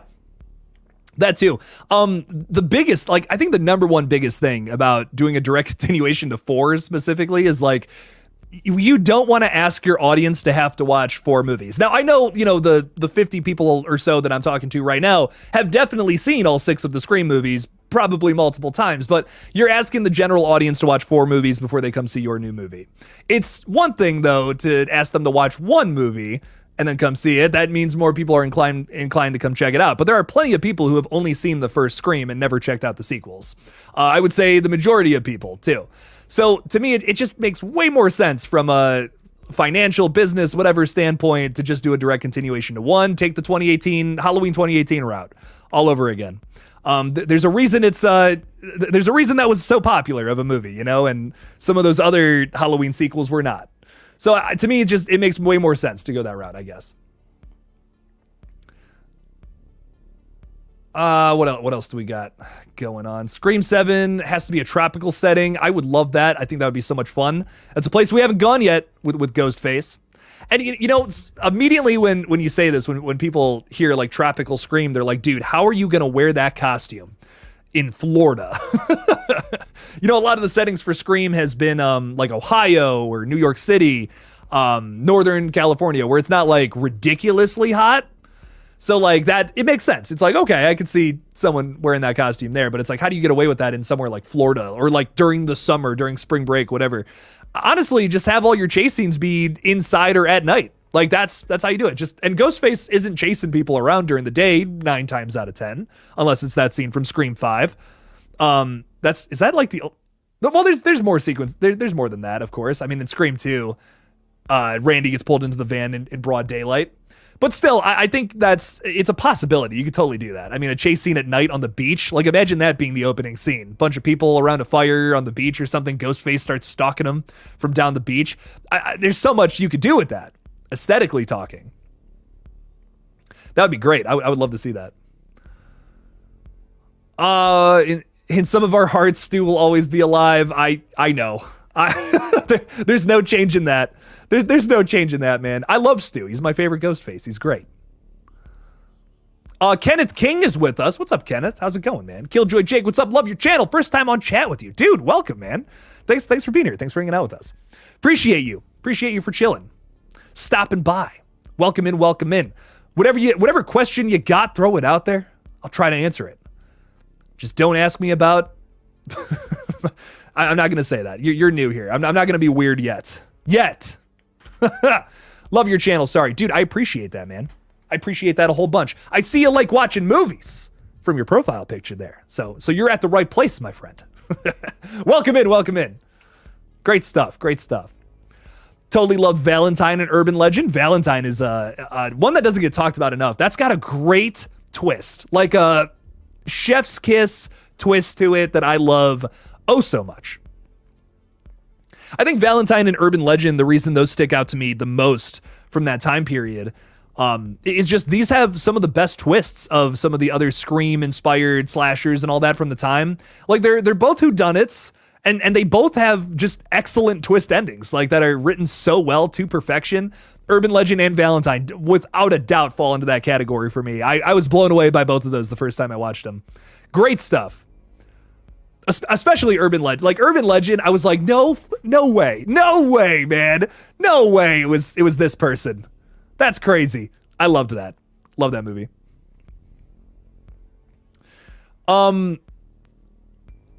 big movie buff, especially horror. Very nice, very nice. You're 100% at the right place then. is what I'm coming down to the conclusion of. Very good stuff, man. Very good. Hell yeah. We've been talking a lot of Scream tonight, but man, I love horror movies. I love all kinds of horror movies. So I'm down for whatever. We'll talk about anything. Devontae Arnold is saying, I want a Scream where Ghostface gets away. Cliffhanger. Ooh. I happen to like that idea too, Devontae. I even I might have done something with that in my fan film. That's how much I like that idea. Let me tell you. I just like the idea of a Ghostface getting away with it. Why not? Why does every Scream movie have to have a good ending, you know? It doesn't always have to have a happy ending. I don't know. I think there's fun in dark endings or where killers get away. I mean, has everyone seen Thanksgiving here? I hope. I just think like you can still have a whodunit where the character gets away, I guess is my point. You can still like be like, oh my God, no way, holy shit, it was this person, and then they get away at the end. You can write that, and they're still just out there in the world for the next movie. Maybe there doesn't need to be a conclusion, you know? I don't know. I like movies like that personally. Chrissy's talking about the Mia Goth allegation, saying it was a hit piece by Hollywood as a way to make sure Maxine wasn't successful. I mean, listen, it's not the first time something like that has happened, so I don't know. You know, I don't know. Listen, I wasn't there. I don't know Mia Goth. I wish I was friends with her. That'd be so fucking cool. I love her movies, but did she do that? Did she not do that? I wasn't there. I can't say. Kenneth is saying, if Sydney returns, I would like to have the story focus on Sydney and her family, having Ghostface finishing up some unfinished business with Sydney. It could be Stu or it could be Christina. I gotta see, like, my thing about Christina Carpenter is, like, all we know about her is she's a terrible mom. I need a good reason for her to be the killer. You know what I mean? Like, I need something that's not just, yeah, you mess with my family, you know what I mean? I need something a little better. I need a better motive than that personally. If you can throw some crazy twist in there though, where it's like Christina's doing this for this reason, this bombshell that's so not expected, I'm here for it. I'm open ears, you know what I mean? Like open mind, open hearts. I'll keep my heart open, a little space there. Keep a little couch dusted and warm for Christina. If you can give me some crazy bombshell reason for why she's doing it. Stu, of course, I mean, Stu's doing it because he had to go into hiding or was in jail or for whatever reason. If you're going to write that, if you're going to retcon movies, that's there you go. You got a motive. We got that figured out already. But if we're going to do a whodunit though, where it's like it's someone in the crowd in the new cast of characters, I want a good motive, man. That's my favorite thing about these movies. It's like, why is the killer doing it? Why are they so motivated to murder people? That's messed up. So I hope they're able to find that with whoever's the killer in the next film. Chris is saying, do you think we will see Jason in the Crystal Lake series? Dude, I hope so, man. And last time I reported on this is kind of when it was getting announced and talked about. I want to say this was like late 2022 was like the last. Was that 2022 or 2020? I can't remember, man. Life is crazy. I think it was late. I think it was like November, December of 2022 when this was like getting announced. What I remember the people involved saying was that they essentially have the rights to the entire franchise. They can utilize anything. They were joking about like doing a whole season that's in space, just like Jason X if they get to 10 seasons. And they were basically talking about how like we're able to use Jason, you know, like kind of, they didn't exactly say it, but they implied it. Kind of thing there. So it makes me think that they're going to follow the flow of the movies, where the first one's about Pamela Voorhees, so the first season may be about Pam, and teases Jason at the end, so you got to wait until season 2. I don't know if that's going to be the best move. And here's the thing. If we had just gotten Friday the 13th movies where it was Jason killing people, I'd say, fuck it. Let's do that weird series. Let's do a whole series based on Pamela Voorhees. But dude, it's been 15 years since we've seen Jason on the big screen killing people. Friday fans are going to be so disappointed if it's just about Pamela Voorhees cooking at a kitchen or whatever the fuck. You know what I mean? Like that's just not going to do it. It's not going to do it for Friday fans. I'm telling you. They're shooting themselves in the foot if they go that route. So for me, at the very least, I hope we see baby Jason going around killing people. At the very least, you know what I mean? That would suffice. because at least that's Jason killing people. Not that there's anything wrong with Pamela. I'm just, you know what I mean? Like, we haven't had authentic Friday the 13th on the big or small screen since 2009. We need a little bit of familiarity. You can't just jump into your weird idea immediately off the cuff, I guess is my point. As time has proven to us, as history has shown us time and time again. So I really hope that they're able to do something familiar to get us started, and then we can get into the weirder shit. Fuck it. Because I'm sure there's a lot of people, a lot of Friday fans especially, who would love to see a Pamela-focused prequel series. The problem is the majority of people definitely are not. You know what I mean? That's why I'm like, I want this show to be successful. I want this to go on for 10 fucking seasons like they were talking about. Of course I do. Man, I love Friday the 13th, man. I want this series back. It's a great slasher franchise, and we don't really talk about it anymore because those movies stopped coming out because of the whole rights thing. We got Never Hike Alone, which is great. Both of those movies are so good. But I want to see Friday back on the big screen, man. I want to see it. And it's coming to small screens. Fingers crossed Vincent DeSanti does the next movie. But you never know. I hope we see Jason, though.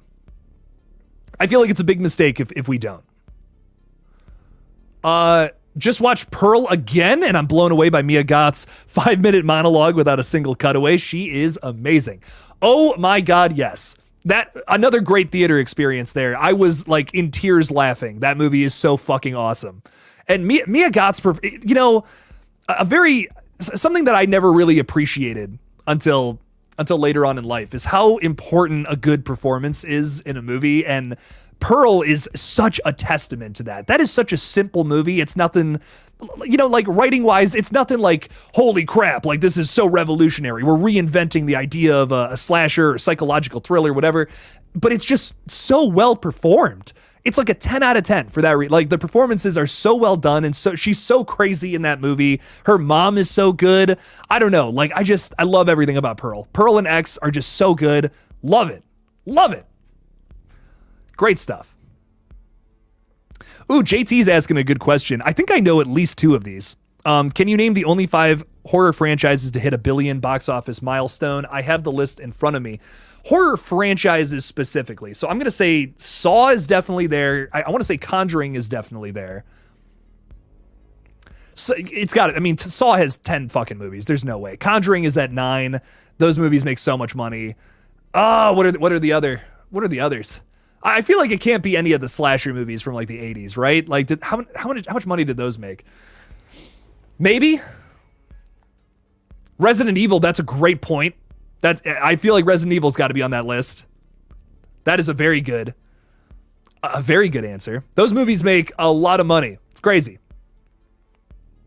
I'm pretty confident in those 3. Resident Evil, Saw, Conjuring. Oh man, if I had to get, what's another series that's gone on for a long time where they were all successful? Does It count? Does It count as like a series? Well, yeah. I mean, there's 2 movies in a miniseries, so I would say yes. I'm gonna say It too. Yeah. Okay. It is my number 4. It franchise. Okay. What's my number 5? Conjuring, Saw, Resident Evil, It. Child's Play, maybe? Like maybe Child's Play? I feel like those movies made a lot of money. Eric Z is saying Halloween. Maybe? Because Halloween 2018 made like over 200 mil. Scream 7. I don't think the Scream franchise is at $1 billion. Because don't forget, Scream 4 bombed, dude. Scream 4 did not make a lot of money.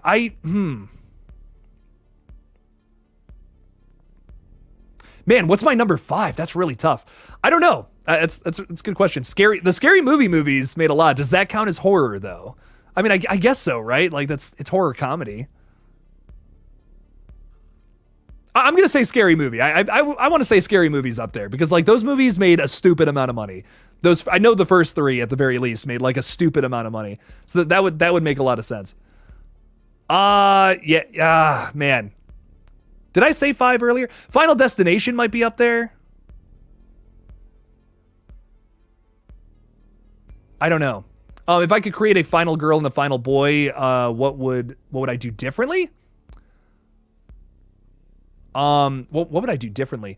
I'm I don't know if I want to say because I have a slasher coming out, my friend, and there's something I'm specifically doing with the final girl that I feel like is different, but I don't know. I think it'll be cool. Here's what I'll say. I'm setting up my final girl and whatever this is going to be as in just a different way than usual. You know, you want to, and why, what's my motivation there? It's like, you want to root for the final girl. You know what I mean? You want to root for this character. And typically it's always like they have, you know, problems with their parents. They have some sad thing going on in their life. I'm hitting it at a weirder, different angle. And I thought it would be kind of fun to just try this out. All things, you know, experimentation, right? So I don't want to say 100%. I don't want to say 100% where I'm coming from with that. Cause I think I have a cool idea, which is like, it's really funny to me, but will it be funny to others? We'll find out. Oh, Jason just made it in. What's up, dude? How's it going? Just made it in here, Jake. Got a good workout in. Hell yeah, dog. I got to get back in the gym. I've been, you know, it's really funny because I was working out from like September to December, and as soon as the new year came, I started getting real busy with the channel, and I haven't been able to make it to the gym. My buddy Darjan, who's been on the page a couple of times, he's like, dude, what's going on? We haven't gone to the gym in like a month, and I'm like, I know, I'm fucking up, man. I'm fucking up. Okay, you know what, Scott? I'm changing my answer. I'm going back to Halloween. Halloween. Top 5. What's the franchises? What are the 5 franchises? I think it's got to be Halloween. Halloween 2018 didn't make like almost $250 million, right? If I'm remembering correctly. I want to say it was really up there. And then, you know, Kills and Ends both made over 100 million. Halloween's got to be at $1 billion. It's got to be. You know what? Fuck it. I'm dying on this hill. Halloween, it's Saw, Conjuring, Resident Evil. Bam. That's my answers to whoever put in that question like a couple of minutes ago, because that's a good question. JT, excellent question, my friend. he said 5 minutes. He's putting it in there. I feel that's got to be right? Someone check my work on that. Don't look it up. You know, don't look it up. That's not fair. But I'm curious what everyone has to say about that. Are those the 5 franchises in horror history that made $1 billion? I feel like yes. I mean, the new Halloween trilogy gets us almost halfway there. Come on. Like it's got to be that. Oh, that's funny stuff. All right. What is this? Silence of the Lambs? Silence of the Lambs is great. Oh, you're talking like that franchise. Ooh. Those are well-regarded movies. That's a good point. There's only is there 4 of those? 4 or 5 of those? I want to say there's 4. I haven't seen all of them. That's what's fucked up about that. I know. I haven't seen all of them. It sucks. I feel like there's one I haven't seen. Like I've seen Red Dragon. I've seen Silence of the Lambs. Hannibal Rising. And isn't there like I know there's another one and I cannot remember what it is. Saw's your favorite, Oliver? Hell yeah, dude. Saw rocks. Like I love Saw to death. And I was never crazy about it until this year. I don't know why. Like I always enjoyed Saw. You know, I was like, oh, this is cool, but I never like got into it until like last year when Saw X was coming out. I did a franchise rewatch, and I never really watched those movies like back to back to back. And that story is like it's shocking how well done that story is, considering like how much time like was through all those movies. I don't know. It's very cool stuff. I love Saw so much. It's great stuff. All right, JT's giving us the answers, saying The Conjuring, Alien. Ooh, I didn't even think about Alien. Resident Evil, It's, Saw, Scream. Scream is at number 8. Interesting. You skipped a whole bunch there, buddy. I want to know about the rest of those. Scary Movie, Halloween, Nightmare. Halloween's only at 11. Interesting. I was not expecting Scream to be above Halloween. Interesting stuff. I guess most of the Scream movies though have made a lot of money, so that makes sense. Conjuring's number 1, no surprise there. They'll just keep making those movies for forever. Alien, I'm pretty shocked by though. Alien is a shocker to me. Like I knew those first 2 movies like did well, obviously, but I don't like Alien 3 and 4. Did they have good box office runs? They must have. Because I just don't remember those movies so fondly. I'm personally not crazy about 3, and Resurrection is a movie that's like, I enjoy this, but I totally get why other people don't. It's one of those for me. But I guess, you can also throw in Prometheus and Covenant, which did do really good in the box office. I do know about that. So that makes sense. Oh, and Alien. Oh my God. I'm not even thinking about Alien versus Predator. Those movies made crazy money. So okay, that's a very good point. Damn, I wasn't thinking about that.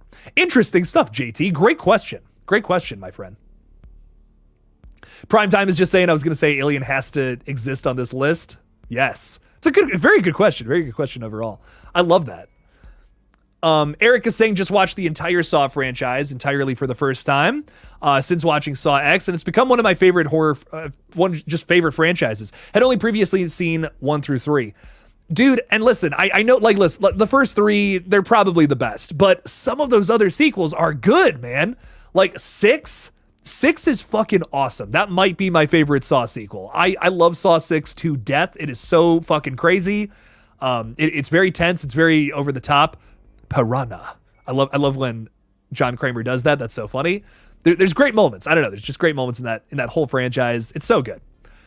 Up until a certain point. There's some misses in there for sure, but mostly good movies in my opinion, which is so weird with the franchise that's gone on for 10 movies in 20 years? Yeah, 20 years. It's crazy. Ty is saying I'd love if Blumhouse Atomic Monster to get Scream. Juan and Winnell team up to write and direct. Oh, man. I think when people talk about Blumhouse getting Scream, they just think it's going to turn into Halloween 2018. But the thing about Halloween 2018 and that whole trilogy is it's David Gordon Green. You know what I mean? David Gordon Green has always, since the beginning of his career, been a hit or miss director. Dude has directed things like Pineapple Express and a bunch of dramas that nobody has watched. So there's just no in between with David Gordon Green. He's either working with some fucking lightning in a bottle shit like Halloween 2018, Pineapple Express, or he's doing Exorcist Believer. so it's one or the other, man. It's always one or the other.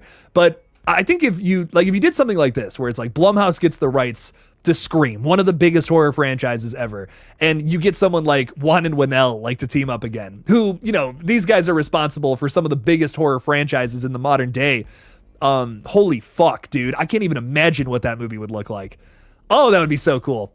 I feel like they would definitely make it a little more straightforward versus past Scream films, which I don't know if fans would love that or not. But here's the one thing I can guarantee you: the writing would be fucking perfection, because it always is with Leigh Whannell. there's rarely a hiccup in his scripts, like rarely. There's only a few movies I can think of where I'm like, I don't know if I like that part or not. Only a few, like genuinely only a few movies. And even those movies, like Dead Silence is one, for instance. I love Dead Silence. I don't even care. It's definitely not my favorite from these two, but goddamn, it's a good movie. It's underrated. So I don't know. I would love something like that personally. I would be so into just like some other super illustrious team like this to come together, tackle Scream. That's why I was hyped for Christopher Landon, man. I mean, Christopher Landon is horror royalty at this point for me personally. And when he was attached to Scream 7, that was an exciting time. A very brief time, but an exciting time nonetheless. Tiara, I don't know. I just don't know what you're talking about. You keep putting that comment in there. I don't know what you're talking about. I did criticize Addison Rae's performance in Thanksgiving, but I don't know what you're talking about besides that. So I'm sorry you're upset, my friend. Villain Killin' Dylan is saying, I just can't sit through a Saw marathon. Brutal and perhaps tied with Final Destination is the scariest franchise in my opinion. Yeah, it's brutal. I think that's why I love it. Like, I love horror that makes you cringe a little bit. Like, that's my absolute favorite, which is why Saw is like, oh yeah. Oh, this is great. I love showing people the Saw franchise too. It's a lot of fun. My friends are still mad at me after I showed them Hereditary for the first time, which I think is so funny. But yeah, I don't know. It's great. It's great stuff. Love it. Very fun there. Jason is saying, fill me in on what Jasmine Savoy Brown said about Scream 7. Mostly throwing shade, like hot take. That's really all it was. It's basically her saying, like, I haven't gotten a call for Scream 7. Would love to be in it, but not happening. She's like, Ask Spyglass, what's up? Get me in that movie. Make it happen. So that would be cool. Ty is saying, dude, I would love it too. I think they should give it a similar grimy look like the Saw movies, gritty with the quick edits during the reveals. Yeah. Oh yeah. And their transitions is another thing too that I think is so great about all their movies. Like they have the weirdest and just craziest fucking transitions in those movies. Dead Silence. Oh my God. Talking about that movie again. The fucking transitions in that movie are wild. Michael Prince is saying just Hannibal. Oh yeah, there is just a Hannibal movie, right? I think that's the one I haven't seen. Is that the prequel? I can't remember. Those movies are so foggy to me. Like I've only seen most of them once. Like Silence of the Lambs I've seen a couple of times, but Red Dragon I've only seen once. I think I've only seen Hannibal Rising like once. And yeah, there is just a Hannibal. I cannot remember. I don't think I've seen that movie. Robert Ellis is saying, I love the opening of 6, making everyone doubt themselves about the actual Ghostface. Scream 7 would work, having multiple killers revealed to make the audience guess more of who is Ghostface. I think it all comes down to how they set it up. Because like something I was thinking to myself watching Founders Day is that they tried to do a lot of things that I've actually pitched on this page, where I'm like, oh, this would be so cool if Scream did this, like for a whodunit. And I'm watching something that I've pitched on this page before happen in that movie, and I'm like, this is fucking awful. I'm like, oh my God, I gotta shut the fuck up about that specific theory. That's horror. That can get so fucked, dude. But yeah, I don't know. It's crazy. It's crazy shit. Okay, I'm sorry if you just keep spamming the chat. I'm gonna put you in timeout. I don't know what to tell you. Sorry about that, Robert. No, I'm totally down for this though. Having multiple killers revealed to make the audience guess more of who is Ghostface. I'm down for more than 2 killers. I'm totally down for that. It's just you got to make it work. Something I noticed in Scream 6 was like I just felt like there wasn't enough character from all 3 of them, if that makes sense. I wanted to know more about some of these side characters that we just didn't get too much on. So I think that's what's kind of nice about the 2 killer model. But I think if you do something where it's like, you know, maybe you get like an earlier reveal or something, you can write it well. It's just it's got execution is everything. I think at the end of the day, as long as you're doing it right, doing it the right way, it can be fun. Oliver is saying, I can't watch the Hostel franchise. People say Saw is torture porn. Hostel is next level. Dude, oh my God, the scene where he cuts his Achilles heel. Whoo! That's rough. That is rough. That is hard to watch. That's some brutal shit right there. After watching the Saw series, the attention to continuity throughout with some exceptions. Yeah, with some exceptions for sure. Spot on. Listen, for 10 movies, dude, that's impressive. In my opinion. And only one of those is like kind of outside of the continuity. So for me, I'm like, run it back. Like that's so cool. I love those movies. I would do a marathon of those anytime. Great stuff all around. For the Love of Rock is saying Radio Silence is still the producers of 7, so maybe they will jump back in the director's chair. Abigail is done, and do they have anything else on their docket? Radio Silence is getting very, very busy at the moment as they've just partnered with a studio called, is it MRG, if I'm remembering correctly, and Project X to start producing their own horror movies. So I don't think they're going to jump back to Scream 7, but what I will say is it's not completely out of the realm of possibilities for them to buy the rights from Spyglass. I don't think that's going to happen. I hear a few people have been saying that, and I'm like, I would love for that to happen. But a lot has to happen in order for that to happen. That was a lot of happens. But here's the thing. Spyglass, it's in their corner right now with anything that's going to happen with Scream at the moment. Spyglass is not going to just give that up willy-nilly. Like they could put out a movie that they worked on for 3 months, and if they titled it Scream 7, all of us would go see it. And they know that, you know what I mean? They can put out an absolute piece of shit, and if they call it Scream 7, people will see it. It's really unfortunate that that's true, but they know that, you know? So they're gonna make Scream 7. Like, it's without a doubt in my mind, they're going to make a Scream 7, whether it be good or not. So I think once that happens, they've made 3 movies. They might sell the rights at that point. Think about what happened with Blumhouse recently, you know, with the Halloween trilogy. You can only have the rights for so long until someone else comes along and has their own Scream idea or wants to do it themselves. So I think something will happen along those lines eventually. It's just not going to be this year. It might not be next year. Who knows? But we'll get something again. Scream's not going to die, man. I mean, Scream is too powerful. It's too popular. People love this franchise to death. It's going to happen. Scream 7 is going to happen. More of these movies are going to happen. We're going to get to Scream 10 at some point. I promise. Whether people like that or not, we're going to get to Scream 10. Like, I don't know. Way too popular of a franchise. We're probably going to get another Halloween movie too, even though, you know, there's some people would argue there's enough Halloween. Jacob is saying for horror. Yeah, dude. For horror. You know what's up. Kenneth is saying, can't wait to see what they do with Saw 11. Dude, me too, man. I'm hyped. I am hyped. HMG is saying, yo, Jake, what will you do this year for reboots? What will I do? I'll get excited for some of the reboots. Not all of them, but I'm excited for a lot of them. Before I say this, I'm trying to go through my brain here. If there's any reboots that I'm like, on the fence about.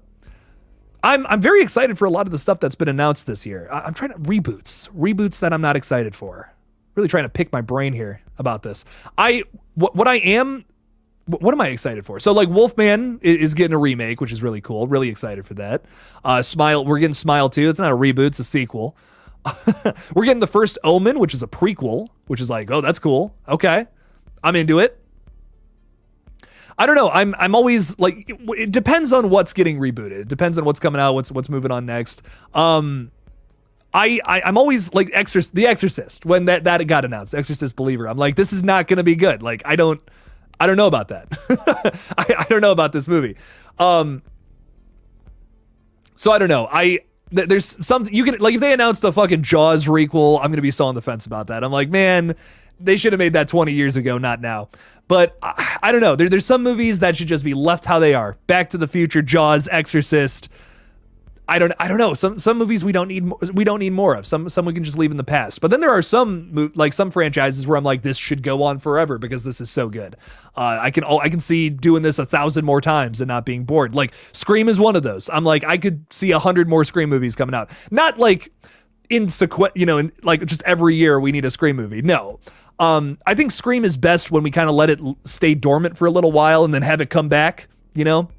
Every time there's a new movement in horror, I think we should have a new Scream film. Like, I love that Scream 5 talks about like what is called elevated horror. Horrible term, but unfortunately that's what a lot of people call it. I love that we had a Scream movie that commented on that. It's like, oh, that's cool. It might not be their best use of commentary in the entire franchise, but I'm glad that we got that. And then, that's how horror is. It's constantly shifting and changing. We're going to get a whole new wave of horror films that need to be criticized, need to be talked about. Nothing is above criticism. So I love that. I love that about the Scream franchise. It's kind of like it's the franchise for horror nerds who do watch all of these movies. And I say, keep it rolling, keep it rocking and rolling. Let's get more of these. Jason Carpenter is saying, hot take, I consider Nightmare on Elm Street 2 the worst in the franchise. What the hell? No one cares about a final dude, and it's so corny, dreadful movie. I appreciate 2 for having LGBTQ representation in 1985, which is like, that's, whoa. They just didn't do that in 1985, so that's pretty cool. But yeah, in terms of writing, it's very corny. It's very, I don't know. It really loses me. And I think a lot of that is because they rushed it into production. Nightmare on Elm Street was so popular. It literally brought New Line into, like, there would be no New Line without Nightmare on Elm Street. So they were like, we got to get a sequel out for this fast. And I can't remember who wrote the film, but from what I remember, once again, I'm really speaking out of my ass here. From what I remember, like, it was just like they found a script basically for a Nightmare sequel as fast as they could, put it into production, made that thing happen. Listen, once again, from what I remember from my readings, it's been a long time since I did research on that movie specifically, but yeah, it's not great. I appreciate it for some of the things that it's done. So for me, it's not the worst for that reason. But I'm also not like losing my mind over it either. A lot of people have said though that they're like, oh, this one's pretty good. Has has gotten some praise nowadays, which I think is cool. To me, it's not like oh my God, this was so bad. Not like 4 and 5 are so bad. Like I cannot believe those movies exist. But I don't know. Two is not. It's not the worst. It's not great, but it's not the worst. So I get it. I see where you're coming from. Infinite Sky is saying 2024 going to be a good year for horror. I hope so, man.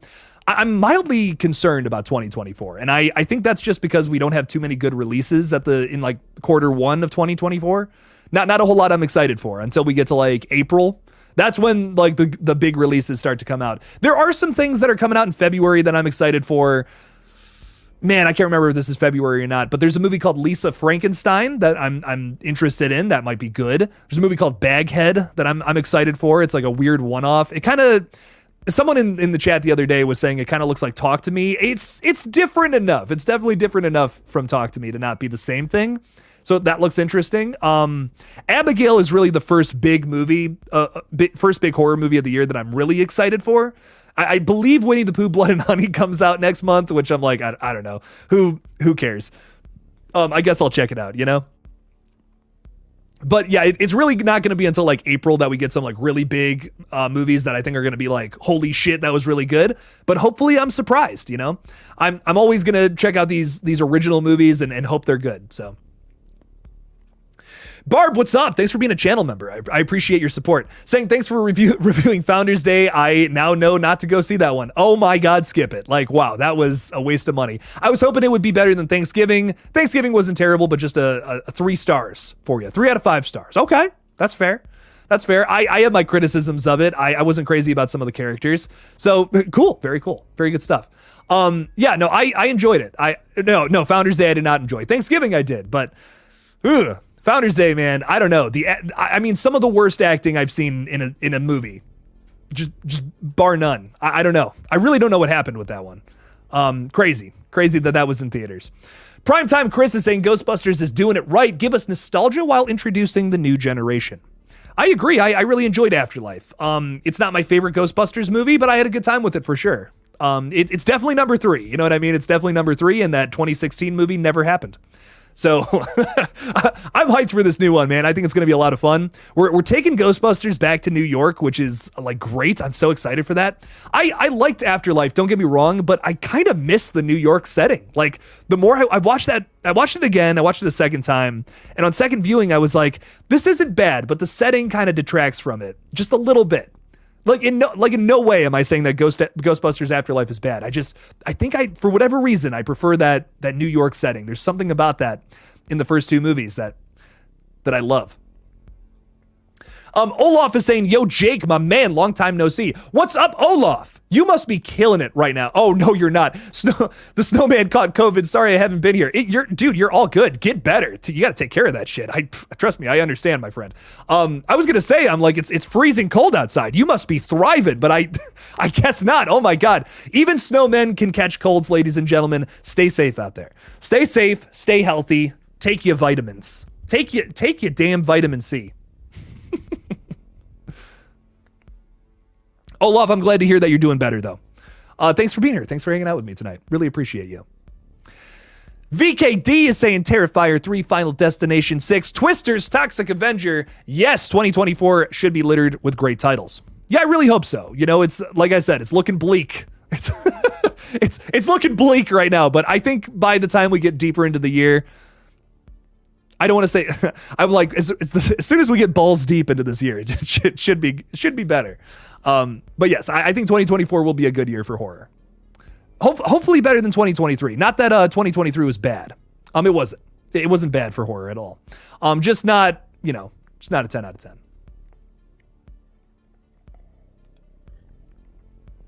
Juno, what's up, Juno? How's it going? Oh man, hang on. What does that say? Does that say, sorry, mom, I'm so high? And it's like a messed up picture of a cat? That's great. Juno, that's hilarious. Hang on. I can't see that first word. This mic is in my way. Give me 2 seconds. There we go. Something. I think that says sorry, mom. I think that's sorry, mom. You know what? I don't know. I love it though. I'm such a curious little individual. I had to see what was going on there. That's really funny. You love Nightmare on Elm Street 2. It's your favorite sequel. Love the gay themes. Absolutely. We love that shit. Hang on. You got the representation on the set. I got to make that more prominent. It's always behind me. But we got Rainbow Ghostface. We love everybody on this channel. Absolutely. So very good stuff, my friend. I love it. That's why I'll say it's not my least favorite. It does something. It does something to stand out. It does something to be definitely not the worst in that franchise. It's like the writing is a little weird in that movie, which I'm not crazy about, but I do love that aspect to it. A 1985 horror movie with a prominent LGBTQ plus character. It's like, wow, okay. Hell yeah, Nightmare. Thanks for being inclusive. Big thumbs up to the Nightmare franchise for that. What else do we got? That swimming pool scene is what tanks it to the bottom for me. Oh yeah. Yeah, me too. Yeah, it's too goofy. You know, it's just like, what's going on here? David Chaskin wrote Nightmare on Elm Street 2 and admitted to intentionally gay overtones. Once again, that's a good part of it. That's a great aspect to it. But like I said, there's parts of that movie where I'm like, I don't know if the writing's great here. Jason, you said you love Nightmare on Elm Street Part 4. Allison rocks and is a great final girl. You know, I couldn't even remember her name watching that movie. I don't know. It's just not for me. I think Freddy's great in that movie. You know, he has some like very iconic lines. How's this for a wet dream? Like that's funny. I don't know. I can't get through it. Like I have gotten through it before, but like, dude, I tried to rewatch that one a couple of times. I can't get through it. 4 and 5 just are not for me. Like, I'm just like, man, I just don't like these characters. I'm sorry. It's not for me. Primetime Chris is saying, what were your thoughts on the found footage craze, Cloverfield, etc.? Sorry. I love found footage movies. Good ones are great. Bad ones are bad, dude. I have seen some bad found footage though. Ooh, yikes. And I mean, I guess you can kind of say that about like every subgenre, but dude, there is no in between with found footage. It is either, for me at least, with found footage, it's either a movie I love with my entire heart and soul, like Cloverfield, love it. The most of the Paranormal Activity movies I really enjoy. There's no in between. It's either I love this movie or I hate it. With every found footage movie. So I love me some Paranormal Activity from time to time. I throw that on. The Rec movies, Rec Record, like literally one of my favorite horror franchises. I don't care. Fight me. All 4 of those movies are so good. Like fantastic. A great franchise through and through that experiments with the way that it utilizes found footage. Some of the movies aren't even found footage, which is interesting. Or at least half of some of the movies aren't found footage. So I love those movies. It's one of the most experimental horror franchises out there. And it just keeps going in these like super unexpected directions. Like every movie does something so wildly different than the last, or does something that like makes the story way more interesting. Like 2 picks up not a second after where the last one left off. And you're like, what? Like, that's great. I love when franchises do that. 3 takes place at an entirely different location during the exact same time as 1. And then 4 is kind of an extension off of 2 in a weird way. I don't know. It's crazy. Like it's just a crazy franchise. I love it to death. It's so much fun. Unpopular opinion, Winnie the Pooh Blood and Honey is cheesy as hell, but was a blast to watch. I had a fun time with it for sure. I definitely was laughing. But Eric, I don't know if I'd ever watch that movie again.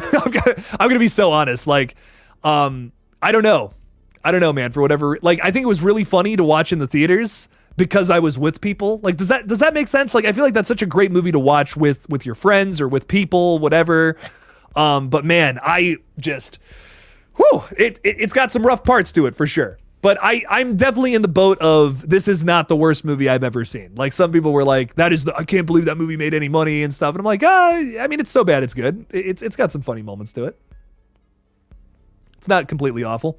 Would I recommend Night Swim over Founders Day? Yes, all day, every day. Night Swim actually had like acting in it. Not the best acting I've ever seen, but it was consistent characters. Here's the thing. Night Swim is your generic Blumhouse horror movie. Founders Day is arguably even a movie. Like, I don't know what the fuck was happening. Like, I was so confused. I had a headache about an hour into that movie because nothing, and I mean nothing, is consistent with the characters in that movie. It is impossible to follow. Like, it is just one of those movies where you're like, I don't understand what's good. Like, these characters are so far out of the realm of reality, I can't even connect to what's happening on screen. So I don't know. I just nothing about Founders Day interested me. Not a thing. Kenneth King is saying, wonder if they'll come out with a new Evil Dead movie. Love the franchise since I was younger. Kenneth, when I got to talk to Bruce Campbell last March, I got to go to an early screening of Evil Dead Rise, which was so fucking cool. And I have not shut up about it since. What I will say is he was so hyped about that movie being success, like about, fans loving that movie. He's like, I really hope that, it does some numbers, then people like it and stuff. A lot of people seem to dig it, and it does seem like they're going to start pumping out more of these movies, which is great. It's a great thing in my opinion.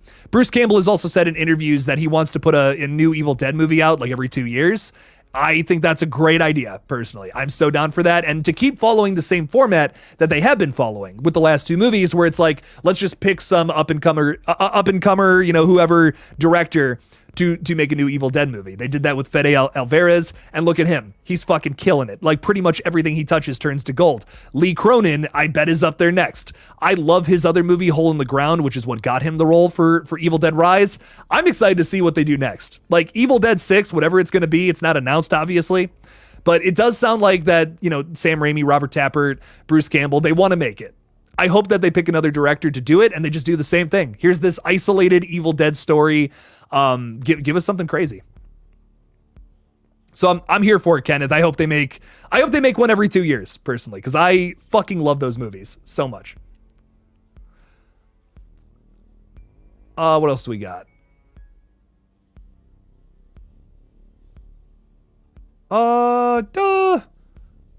You're dying for that third Orphan installment. I'm excited for it too, Ramona. I really enjoyed Orphan First Kill. I was like, I am having way too much funny. Wow, I'm getting tired. Sorry, everybody. I had way too much fun with that prequel. I was not expecting it to be good. Like, I really was going into this like, okay, they're making an Orphan prequel, whatever. Let's check it out. Kind of blown away. Like, I went into it with such low expectations. I was like, this was so much fun. Like, everything about this movie was just a blast to me. I had a very good time with it. Is it, oh my God, 10 out of 10 spectacular movie? No, but Orphan First Kill was so much fun for me. I don't know. It was so gross and weird, and featured a twist, which I was not expecting. I don't know. I really had a good time with it. So I'm very excited to see what I think the same team is working on the third movie, if I remember correctly. I'm excited to see what they do next. It's going to be cool. Bluck is with us tonight. What's up, man? How's it going? Let Rob Zombie try his hand at Evil Dead. Dude, I'm not entirely against that. I stand by my word, though. I do think Rob Zombie is best when you just let him do his own thing. That's the thing that's tough about him doing franchise continuations, in my opinion. I think really one of the only franchises that I think he's perfect for is Texas Chainsaw, which is kind of crazy that he's never done a Texas Chainsaw movie. I guess 31 is basically a Texas Chainsaw Massacre movie, but I don't know. I would love to see him try his hand at that first over anything. Although his Evil Dead would be pretty fucking crazy. I would not be against it. It would literally just be the Deadites saying like the most nasty crap. Just the nastiest, awful shit you've ever heard come out of human beings' mouths. Primetime is talking about Beetlejuice 2. Primetime, I'm excited for Beetlejuice 2. Don't get me wrong. In no way am I not. It's got a great cast. I'm very excited to see Jenna Ortega in a Beetlejuice movie, but like, I don't know. To me, Beetlejuice has always been a one-off, I never felt like that needed a sequel. I love Michael Keaton, though. To death, one of my favorite actors ever, like of all time. So I'm excited for it. I think it's going to be good. I hope it's good. I really do. Tim Burton, he rarely disappoints, man, in my opinion, at least. I really do love a lot of his movies. So this should be good. This should be a good one. I just hope it's a necessary sequel. You know what I mean? I hope we're not watching this and we're like, okay, yeah, cool. You know what I mean? Like, I really hope it's not that. The musical's solid.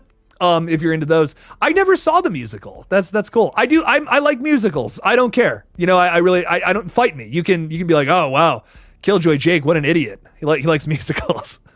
I like them. I think they're fun. Not everyone is for me, obviously, but there's a few that I really dig. I love Hamilton. I love Evil Dead the musical, which is great. As you can tell, I've only seen a few. Into the Woods is really good. I really enjoyed that one. But I'll have to look into this. I saw the show at Universal Studios, like all the way back in the day when they had that. It's gone now. The Fast and Furious ride replaced it, hilariously enough. So yes, I'll have to look into that. Bluck is saying, I don't mind Evil Dead, but I want them to be consistent. The writing of Rise was, man. Blucka, I don't know, man. I loved the writing. I personally really enjoyed it, but I know you're very critical. You're very critical of movies, so I respect it, man. I respect it. But for me, I really enjoyed the writing. I thought it was really good. But just me personally. Is Top Gun 3 wait, is that really happening? I'm not shocked by that, but I feel like I don't think I've heard of this until now. Hang on now. Oh wow. Well, yeah, that got announced like recently. I totally missed that. Wow, no way. Cool. Yeah, Top Gun Maverick was like made like crazy money. It's awesome. This is a hot take. Everyone on planet Earth loved Top Gun Maverick. It was fine. It was fine. I was like, cool. It was a little kind of action movie. I don't know. I just wasn't blown away by it. People were like, this is the greatest movie in 20 years. It was okay. It was all right. It's like a 6 out of 10 for me. I don't know. I hate to be that guy. I really hate to be that guy, but that was one where I just didn't do much for me. A lot of weird character decisions in that movie for me personally, but Bluck is saying, how am I supposed to take Rise serious when the survivors all experience the same type of damage that turned other characters? Oh man, you got to watch the other Evil Dead movies, man, because that's consistent through the whole franchise. Oh, dude, like I think like every Evil Dead movie has done something like that, where it's like the Deadite rules are not consistent. Oh yeah, dude. Oh man. Somehow we got some humans still. Yeah, no, I mean that is definitely that has always been I guess that's always been a criticism, so I guess you can look at that in Rise and say like, well, why didn't they fix that? But to me, I look at it as like, here's this consistent funny thing about Evil Dead. It's also something that I guess just doesn't bother me, but I can see I see it. I see why you could be bothered. I get it. For me personally though, I'm just like, Evil Dead has always just been like that fun, over the top, ridiculous horror franchise that does get really scary at times too. And I really love that. I really love that about the franchise. Do you think Michael Keaton is reprising his role as as Vulture in Spider-Man 4? I don't know. I mean, he came back for Morbius. So he might do anything. You never know. You never know, dude. I would love to see that. I think that would be great. Whew. All right, ladies and gentlemen, the weight of the week is starting to weigh on old Jake. I think I got to go to bed.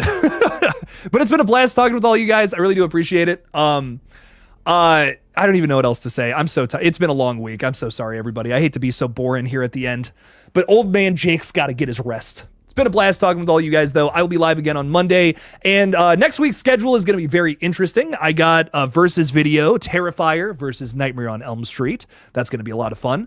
It was a very interesting comparison. I don't like it was tougher than I thought. I was like, I think going into that, I was like, there's a clear winner here, but I was like, this is way tougher actually. There's some really good points on both sides. So that's a really fun video. I'm excited for that. I'm going to announce the results for who won last week too.